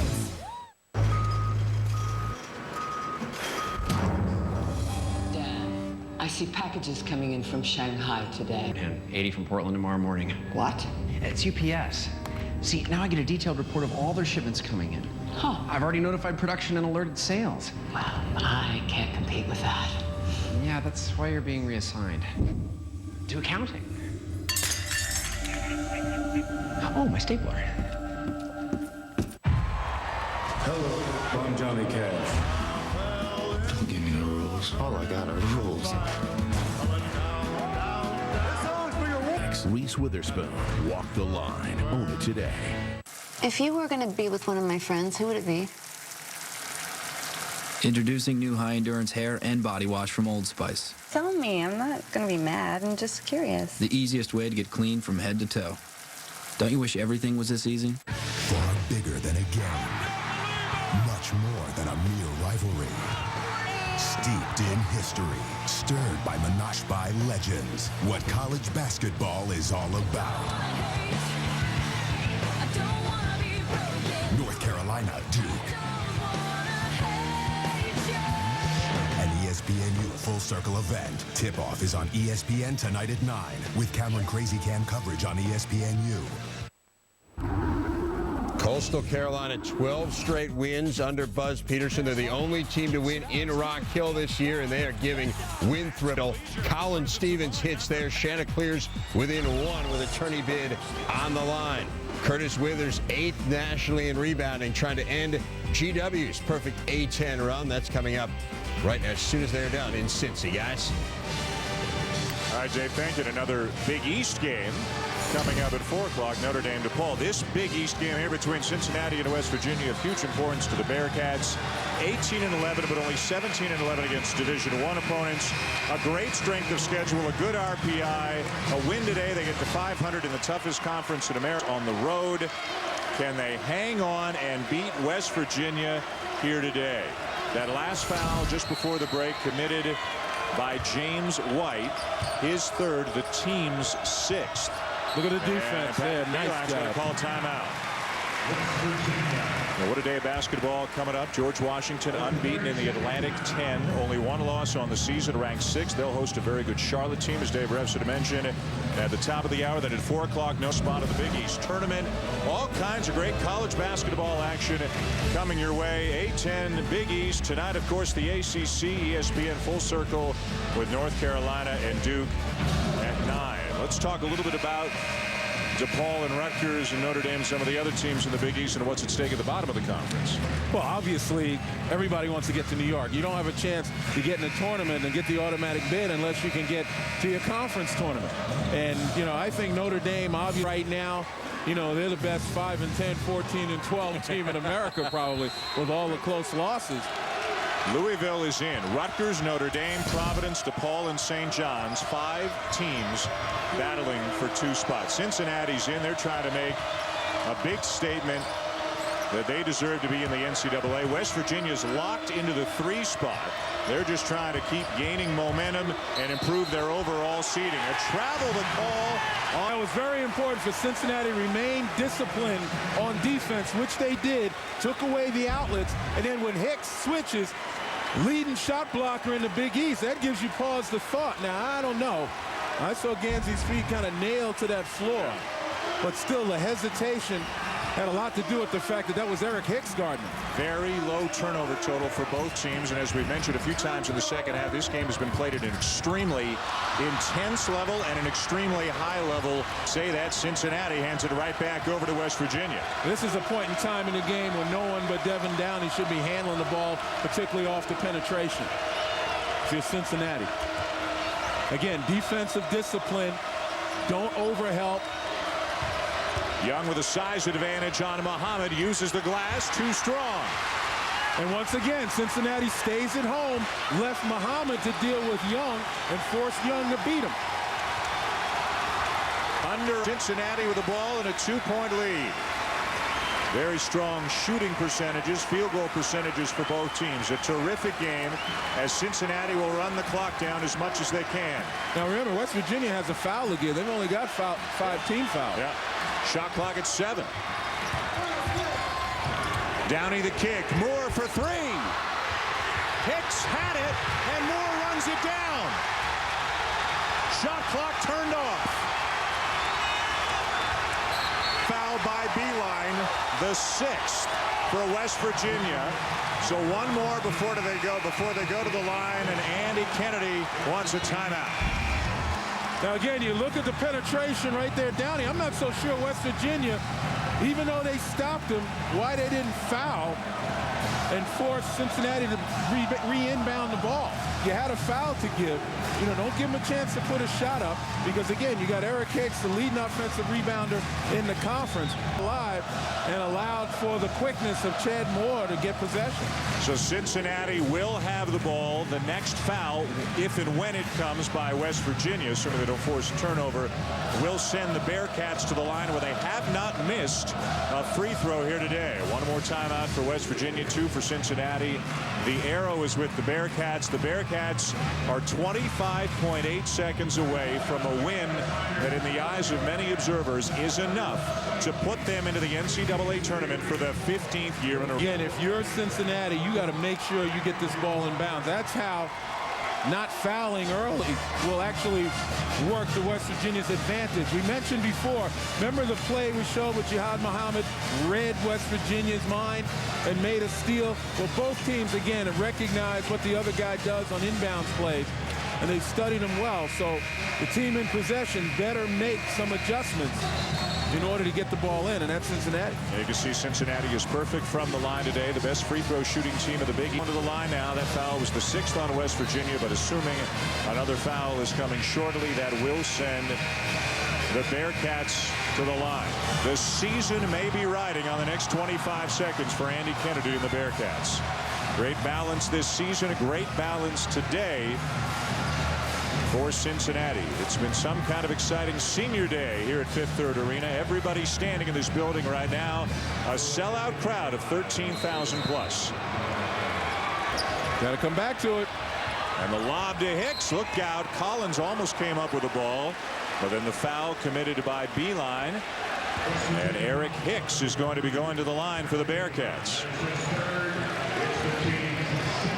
Hicks is 2 for 2 today, 66% on the season. One of the seniors, and the senior who got the loudest ovation of anybody before the game. And against no other opponent, make this a 2-possession ball game with 25 seconds left. You got to hit both. One will still give West Virginia a chance to tie, and you know how they like to shoot the 3.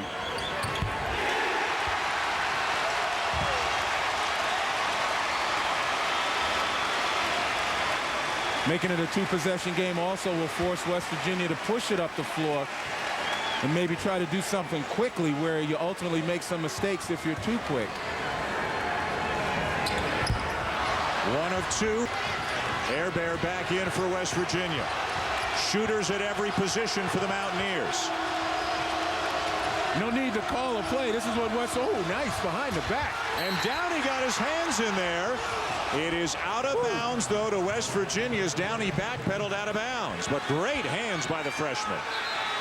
And another timeout. Andy Kennedy will use one more.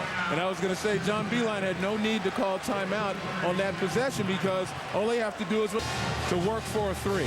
Well, now you know what West Virginia is going to do. If you're Cincinnati, what do you do defensively to guard against it? Well, you go back to the same principles. First of all, you go over every out-of-bounds play that you think they have, understand their tendencies. But more importantly, once West Virginia inbounds, you don't want to give up any easy standstill jump shots. You don't mind a layup at this point because you get possession, but you don't want a standstill jumper from beyond the arc. You got to contest every shot. For the Bearcats, if they win, are they in your mind? It's definitely in. And Andy Kennedy felt the same way. He felt this was pretty much their season here today. And I was going to say, if they're not, it'll be a major injustice. Yeah. Again, looking at their record, they're 8-8 in the toughest conference in America. They've got some quality wins. And when all that is said and done, you add the fact that they were able to do it half a season without their 3rd leading scorer. Actually, their 4th leading scorer, but almost a double-digit guy. Beeline to 11.3 seconds. They're down by 3. Hits Noggle. Moore has it, and a foul. Dan, it almost backfired. They did not want to give up the 3. They were literally inviting West Virginia to get a layup. West Virginia still held on to the ball until they could get a guy beyond the arc. Former coach Bob Huggins looking on from a corner seat here at Fifth Third Arena. All this former coach a hug after the senior day ceremonies before the game, and Andy Kennedy embraced Bob Huggins as well. That foul on Air Bear, his 5th. Originally, Bob Huggins was apparently going to be part of the ceremony. Eric Hicks wanted to bring him out on the floor with him. They changed their minds about that. So Air Bear is out. And now with 6.9 seconds to go, if Moore can make one free throw, it'll be a 2-possession game. And you look, it's the size of Pittsnogle that helped, able to throw the ball up and just hit the front of the iron. And again, Cincinnati was almost inviting West Virginia to go back door to try to get a layup. So a 3-point lead. And a 1-and-1 situation coming for Chad Moore, who has not shot a free throw today and has not shot many this season, but has made 79% of the ones he's taken. Missed the front end. West Virginia still got some life. Collins, 3.2 seconds to play. A miss on a front end by Chad Moore. And Andy Kennedy, despondent. And he's doing the right thing, though, telling him to get over here. This game is still ours. Stop feeling sorry for yourself. As Moore just kind of blanked out after he missed that, and he started feeling sorry for himself. You got to still one more possession of defense to play. On the other side, West Virginia, obviously, they've got to get a quick hitter. They've got to find a way that they're going to free one of 3 or 4 threes. Well, Cincinnati made their first 11 free throws of the day. Since then, they have missed their last 2. West Virginia locked into the 3 spot. Nothing's going to change for them in terms of seeding in the Big East tournament. Cincinnati trying to get to 500 in the league, make a big statement to beat a ranked team, prove they're worthy of an at-large bid. In all likelihood, Cincinnati will play Syracuse in the 8-9 game of the first round of the Big East tournament. Syracuse closes out their regular season tomorrow at home against Villanova. It's a wild conference from top to bottom. A game that's been played many, many times by many, many teams in the league this year. There is not a whole lot separating the top and the bottom of this league. And again, I mean, not to overstate the obvious, I said a moment ago, they got to find a way to shoot the 3. Of course they do. But the reason I said it's difficult is because if I'm Cincinnati, I'm playing on top of everybody. And by on top, I mean I'm going to get on the high side and force West Virginia inside the arc and force them to shoot with 3.2 seconds, enough time for a dribble penetration and a kick. Again, all 5 players in the game for West Virginia can and will shoot the 3. You got to get on top of guys. Stay on top if you're Cincinnati. Pittsnogle. And they'll foul him intentionally and send him to the line. Not called an intentional foul, but you understand where I was going with that. That will send Pittsnogle to the line for the 1-and-1. Well, let's do like it. Some people don't. Well, you know, in these situations, in this era of college basketball, I think it's a dangerous play because of the failure of many teams to block out the long rebound.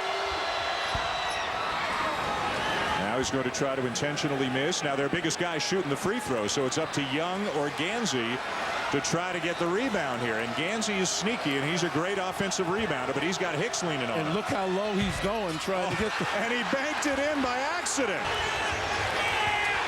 And Downey is fouled with under a second to go. Pittsnogle did everything he could to miss the free throw. He fired it at the rim, and it went inland. 85% free throw shooter. Sometimes, you know, just bad habits. Unbelievable. Turn into good habits. Too good for his own good. Unbelievable. And Downey fouled with under a second to go. You know, you never really fire it at this. Shoot it as high in the air as you possibly can, I think. You know, that way you also can hit the back of the rim and get the long rebound. But, you know, that to me is dangerous strategy. Now Downey is going to go to the line. He's an 80% free throw shooter. 0.9 of a second left. The freshman Downey has been spectacular today with 14 points and 10 assists. Now, interestingly enough, they put 0.4 of a second. 0.3.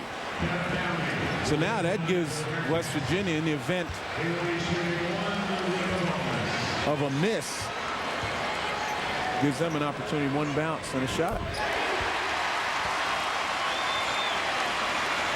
Pretty confident for a freshman in this kind of environment with this much at stake.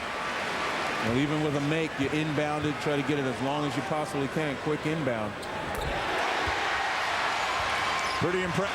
A desperation heave for the tie for West Virginia. And you got to not play passively. You got to go after it. Young off balance, can't find the bottom of the net, and Cincinnati gets.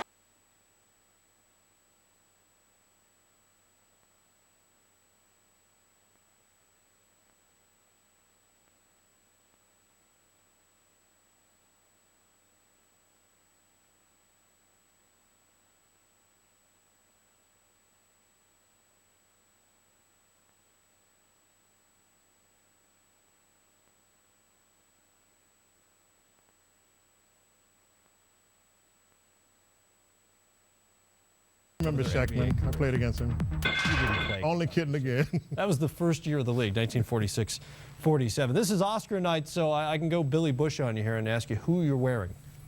My tailor from South Carolina, or could it be Oscar De La Renta? It's Oscar. Only you know for sure. Okay, Oscar De La Renta. If you're going to go Hollywood, you get free stuff. All right, instead of our usual All-Stars, we're going to hand out our Oscars. Steve Nash with the best original score. And he is a scorer, a passer, a everything. He didn't look at the rim. No, he Makes didn't. it harder. Best foreign film, Boris Diaw with his second career triple-double for Phoenix. The only Frenchman in the history of the game to get a triple-double. 24, 10, and 10 short. We go to the very animated Leandro Barbosa. He did well. He had 20 for the Suns. Best supporting actor, Matt Bonner, grew up about an hour outside of Boston, killing the Celtics with 5 3-pointers. 6'10" with a great touch. 15 points in 22 minutes off the bench. And then best director, it's LeBron James. Give it to me up top. I'll show what to do with it. He's directing everything. He's the best at a lot of stuff. Yes, he is. Your 3Ds. Defensively, who is this guy? Noel Felix. Noel Felix.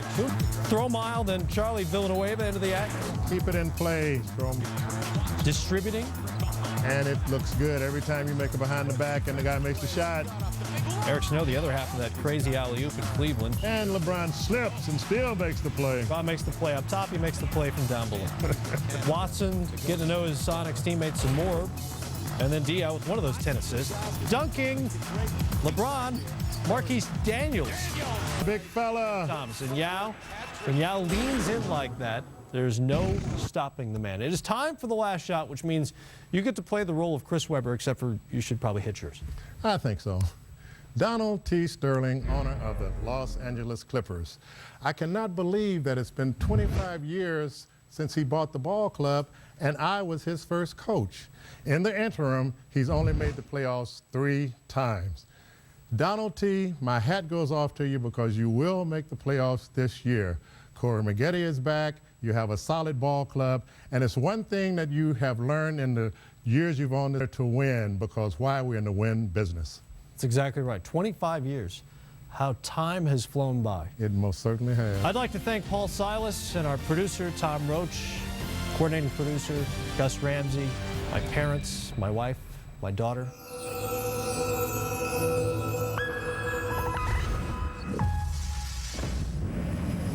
The older I get, the sexier I get. Sports Center. There's yet another new NFL labor deadline. What it means to some of the game's biggest stars. Not much wiggle room for Tigers Sunday. One shot decided it. How the world's top player held on at Doral. Selection Sunday next week. How about right now? Who the 4 #1 seeds will be and why? And never want to shy away from the spotlight. How Mark bright lights of Hollywood at the Oscars.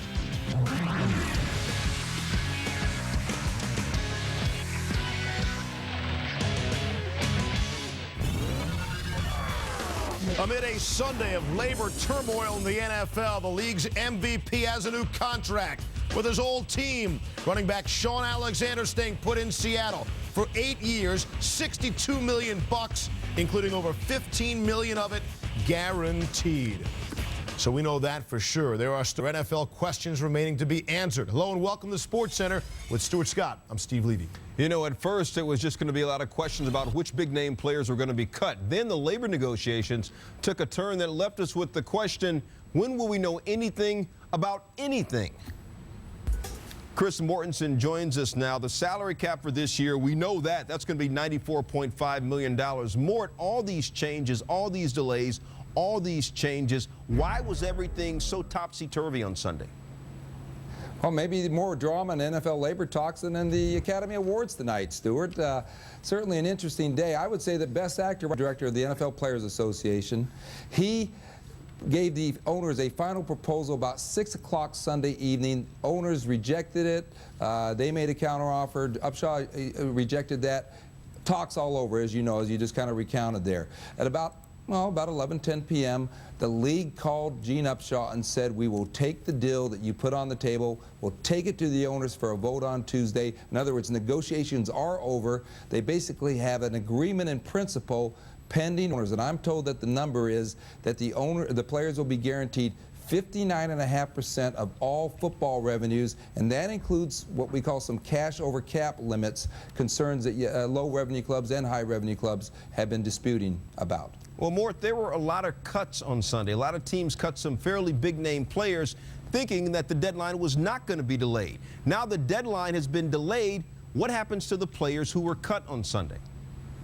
Stu, as it happened on Thursday when there was no cuts that were done Sunday night will be rescinded.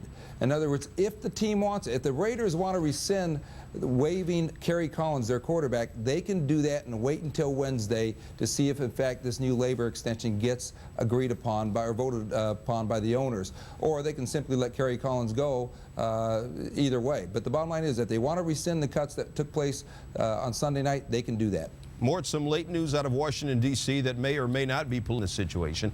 What's the latest on LeVar Arrington? Well, my Redskin sources tell me that LeVar Arrington is no longer a Redskin, that he agreed to pay the team more than $4 million in cash to buy his free agency. Arrington probably would have been released in June, but rather than wait that long, he agreed to one of the options that the Redskins gave him. Hey, write us a check for over $4 million. You're a free agent. So LeVar Arrington, he'll be a free agent. All right, the NFL, they're going to make $3.7 billion from their TV partners for the 2006 collective bargaining agreement, yet the keyword. Chris Mortensen, we appreciate the knowledge. Among the NFL moves on Sunday, and remember, these could be rescinded. The Raiders released QB Kerry Collins, saving over $9 million against the cap. Chad Pennington will stay with the Jets, agreeing to a restructured deal, saving cap space. A new deal, $3 million guaranteed, another $6 million available in bonuses. However, in a move not only about money, the Jets released 6-time Pro Bowl center Kevin Mawai. His release only saves the team about $1 million in cap. Rams let go 4-time Pro Bowl receiver Isaac Bruce. Cutting the franchise's all-time leading receiver saves the team $8.1 million in cap room. With a chance to put away the field and win a tournament, some golfers come down with a case of the yips. And then there's Tiger Woods, who likely says to himself, yippee! The guy is 33-3 when he has at least a share of the lead after 54 holes on the PGA Tour. And this Mariano Rivera has never lost, 19-0 when leading by at least 2 strokes heading into the final round. At Doral, Tiger looking to successfully defend a title for the 13th time in his brilliant career. On the 12th hole, even Tiger will get lucky once in a while. Watch this. His second shot skips in and out of the bunker and rolls cool and calm onto the green. 3 wood from the rough, 280 yards. Stop it. 22 under, 9th hole. Where was that shot for Phil? Mickelson struggling. His tee shot, splash, a non-factor on Sunday. He finished 12. What he's talking about, Camilo Villegas. Well, they're not talking about his short game. He struggled with the putter. He finished tied for second, 19 under. David Toms, long birdie putt. He shoots and scores. Moves to 19 under. On 16, Toms is still there at 19 under. Birdie putt. 2 strokes now, back of Tiger, and look out for Toms. On 17, Tiger is looking out for Toms. The par putt misses. Had to settle for bogey. Shot lead at this point. To 18 we go. Again, Toms 1 shot back of Tiger. David, the par putt. No. He would tap in for bogey. And Toms finished at 19 under.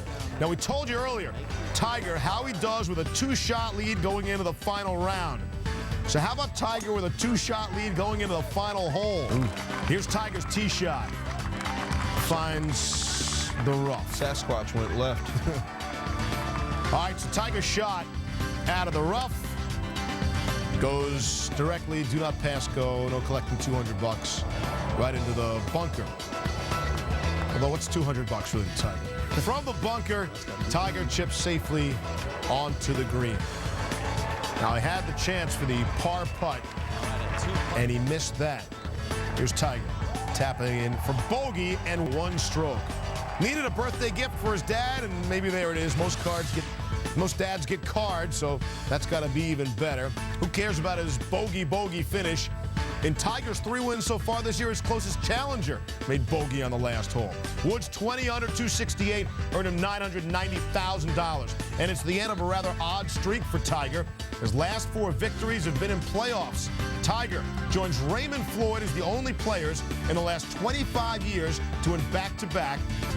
Hitting the ball almost the way I like it.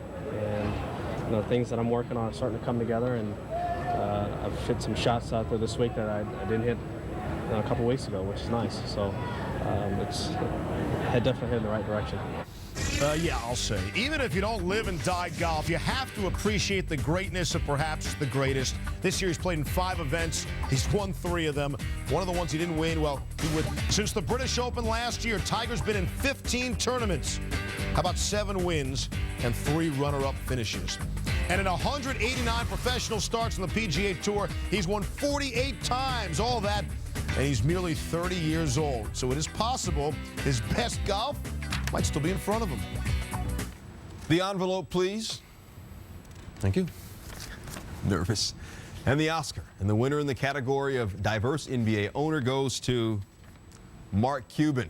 Accepting the award from Mark Mida Jones for Sunday night's Academy Awards. Problem was her hubby was going to be running to even make the show. Cuban's day job is owner of the Mavericks, who had an afternoon jump with the Suns. His side gig, partner in the 2929 production company, which had 2 films up for a total of 7 Academy Awards, including Good Night and Good Luck. But first up, good luck, Mr. Cuban. First place Suns, first place Mavericks. Usually rocking a T-shirt. This game, go Mavs stitch in his jacket. Yo, Mark Cuban, you got big plans on this day? Just after the first quarter here for the Academy Awards. So hopefully we'll get a win here, and I'll get 2 more there. So after 1 quarter, hopped his private jet, headed to L.A., executive producer of the movie Good Night and Good Luck. Later in sports, and we've got an all-access on Cuban's Day. 3rd quarter, the Academy for Fattest Hard Knock Dunk goes to Marquise Daniels. Son, can we see that again? Dallas shot 53%. They're up. 4th quarter, though. Suns down 5. The Oscar for smoothest 3 by a dude with a... That Oscar goes to Leandro Barboza. Suns 10 of 22 from distance. They're down 2. Later in the 4th, the Oscar for best showing by a guy with a new team, Tim Thomas and ones. Suns shot 54%. Later in the 4th, Oscar for best European dude in the NBA, Dirk. First name only, kid. Dirk Nowitzki had 25 points after the free throw. Dallas up 3. Oscar for best triple-double by a guy whose name rhymes with meow, Boris Diaw. 24 points, 10 boards, career triple-double. And Oscar for best Canadian, Gretzky. I'm kidding. It's Steve Nash, eh? Nash circus shot over his buddy Dirk. 25 points, 11 assists. Suns win at 115-107. Cavs 3-0 against the Bulls this season, beaten by 1 Thursday in Chicago. As for Sunday in Cleveland, LeBron didn't see the rundown, apparently. The Team USA stuff is later in the show. James, a slip. Watch this. He slips and still makes an unbelievable bounce pass to Drew Gooden. You can't teach that stuff. 2nd quarter, Bulls by 1. Darius inside. Sangalia had 14 points in the first half. Blanked the rest of the way. Eric Snow to James, who finishes. Take another look. Clearly, our Nike passion play. Run the length of the court. In the 3rd, Flip Murray. We'll flip it to Zydrunas Ilgauskas. Gets inside for 2. Cavs enjoying a 3-point lead. And then LeBron and Danielle would take over. These are not instant replays, folks. This is LeBron in the same spot for 3. How about 3 times? Nearly identical. Marshall at 11 points, 68-60 Cavs. Moments later, James without the pass to Marshall. Cavs by 10. Cavs pull away in the fourth, outscore the Bulls 28-12. Outscored them in the half, 51-30. LeBron a game-high 37, 9 boards, 7 assists. The Bulls missed 12 of 19 free throws in the game. Ouch. Just getting started here on SportsCenter, where there's plenty more. And Mark Cuban, we're all access with the Mavs owner turned Hollywood producer on his way to the Oscars. Plus, no need to wait for Selection Sunday. Find out who can start dancing right now. The 4 #1 seeds revealed. That's straight ahead. And a one-on-one with Shaq. His advice to LeBron, why he patched things up with Kobe, and the reason he believes his Heat can beat Detroit when it counts.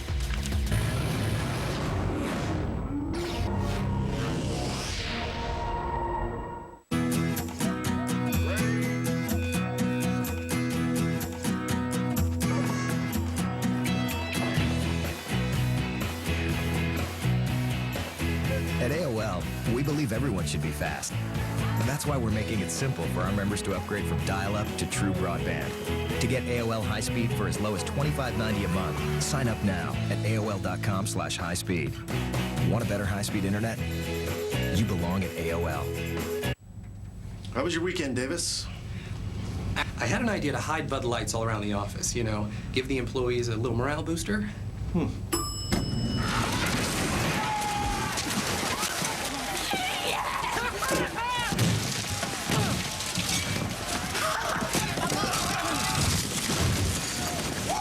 Refreshingly smooth Bud Light. Always worth it. I guess the Savages didn't find all of them. Gonzaga, semis of the West Coast Conference Tournament. Do name Adam Morrison 5 40-point games this season. School record first half. Morrison, 3. As cool as the other side of the pillow. He was just 5 of 14 shooting, but the Zags lead 41-28. They lead by 10 at recess second half. San Diego tied it at 54. Brandon Johnson, 4th gear overdrive. San Diego takes a 2-point lead. Next possession, Johnson. Hard knock reject by Earl Knight, which starts the break. Finished by Josh Heitfeld. We are tied at 56. This is why Morrison leads the nation in scoring. He just went through 4 dudes.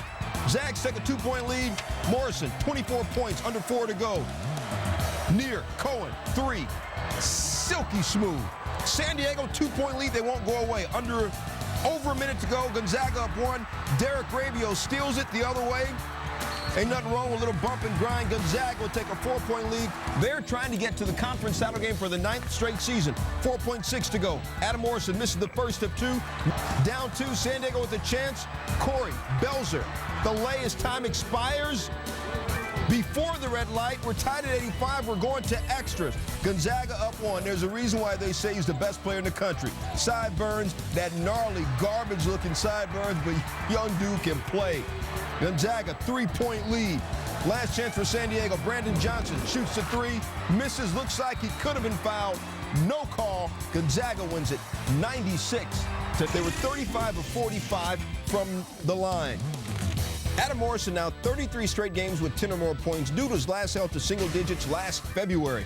Talk about home court advantage. The Zags 39 straight wins at the home digs, and their overall streak of 17 in a row, second only to George Washington's 18. How about a case for top seed? Bracketologist Joe Lenardi, who has correctly predicted every team in the tournament except one each of the last 6 years. Joe, what do you think?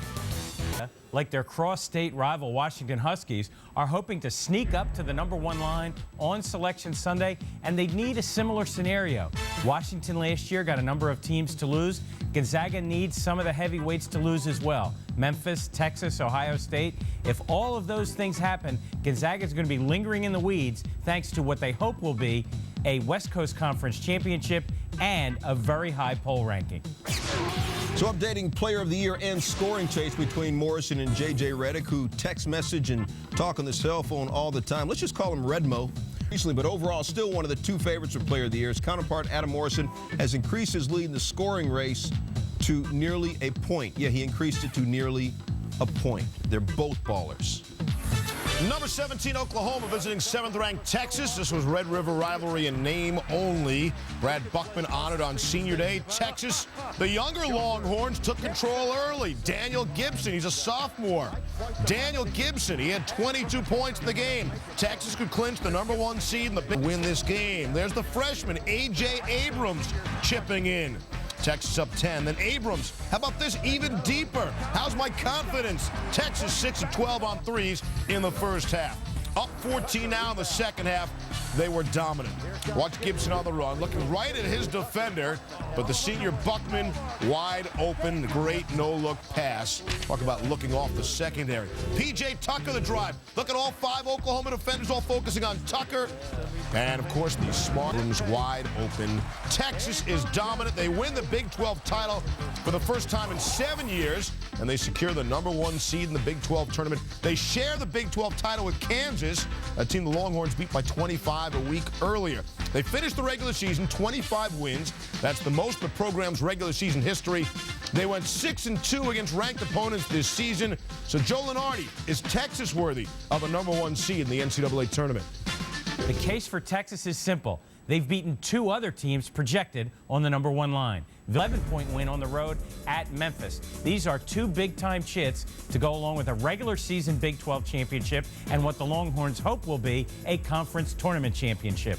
If both of those things happen, it's going to be hard with those quality wins to keep Texas off the top line. And certainly this is a team that has all the pieces to go to the Final Four. Purdue at 8th-ranked Ohio State, another team that could sneak a top seed in the Big Dance. Bucking regular season title with the win. First half, Terrence Dials with the layup and the foul. Buckeyes looking for only their 2nd Big Ten regular season title since 1971. Same score, tied at 23. Jaquel Foster with the steal. Nice drop pass to Ron Lewis. Radar Lighthouse request permission to fire. Radar Lighthouse, take the shot. Take the shot. Buckeyes up 26-23. Second half, Buckeyes up 8 in transition. Foster behind his back to J.J. Sullinger. Get some. Buckeyes win at 76-57. First time ever, one school win women's Big Ten regular season champs. Big ups to the Ohio State University. Buckeyes 23 wins this season, tied for 2nd most regular season wins in school history. Only the 90-91 team won more regular season games. So, Joe Lunardi, I know we're working you, dog. You the star of the show. Is Ohio State a #1 seed? Ohio State is supposed to be a #1 seed next year when the great recruits come. But this year's Buckeye team has won an outright championship in the Big Ten, and it would be very unlike the NCAA, an outright champion of a #1 conference, a #1 seed. But we have to see what happens in the Big Ten tournament. If the Buckeyes can back up their regular season crown with a postseason championship, you will see Ohio State knock off Memphis and be on the top line on Selection Sunday. Big Ten sent 2 teams to the Final Four last year and is the power conference this year. #1 conference RPI, according to ESPN.com's Inside RPI. 5 Big Ten teams in the top 20 of the RPI as well, according to those bracketology experts, whoever they may be. 7 Big Ten teams in the tournament, including Indiana. Well, Roger Clemens' performance for Team USA determined whether or not he hangs him up. The Rocket lays it on the line. And why there's some good news regarding Barry Bonds' Giants camp. And Selection Sunday, a week early, the #1 seeds for the NCAA tournament revealed right here, right now, coming up on SportsCenter. Our bracketology expert gets you ready for the madness. In the world, the 2006 PGA Tour on ESPN. Love me or hate me, it's one or the other. Always has been. Hate my game, my swagger, hate my fadeaway, my hunger. Hate that I'm a veteran, a champion. Hate that. Hate it with all your heart. And hate that I'm loved for the exact same reasons. Hello, I'm Johnny Cash. Rules. All I got are rules. Joaquin Phoenix, Reese Witherspoon, Walk the Line. Own it today. What is that? Oh, it's a copycat. Yeah, Fluffy's gonna save us a boatload on color copies. Aren't you, girl? You need an easy button. Now get color copies for just 39 cents for a limited time at Staples. That was easy. So it seems pretty clear that buying lottery tickets is not a good business. That's weird. So, very funny. Let's continue. We got a lot to get through. All right, if we look to the other sectors that we can... Okay, come on, guys.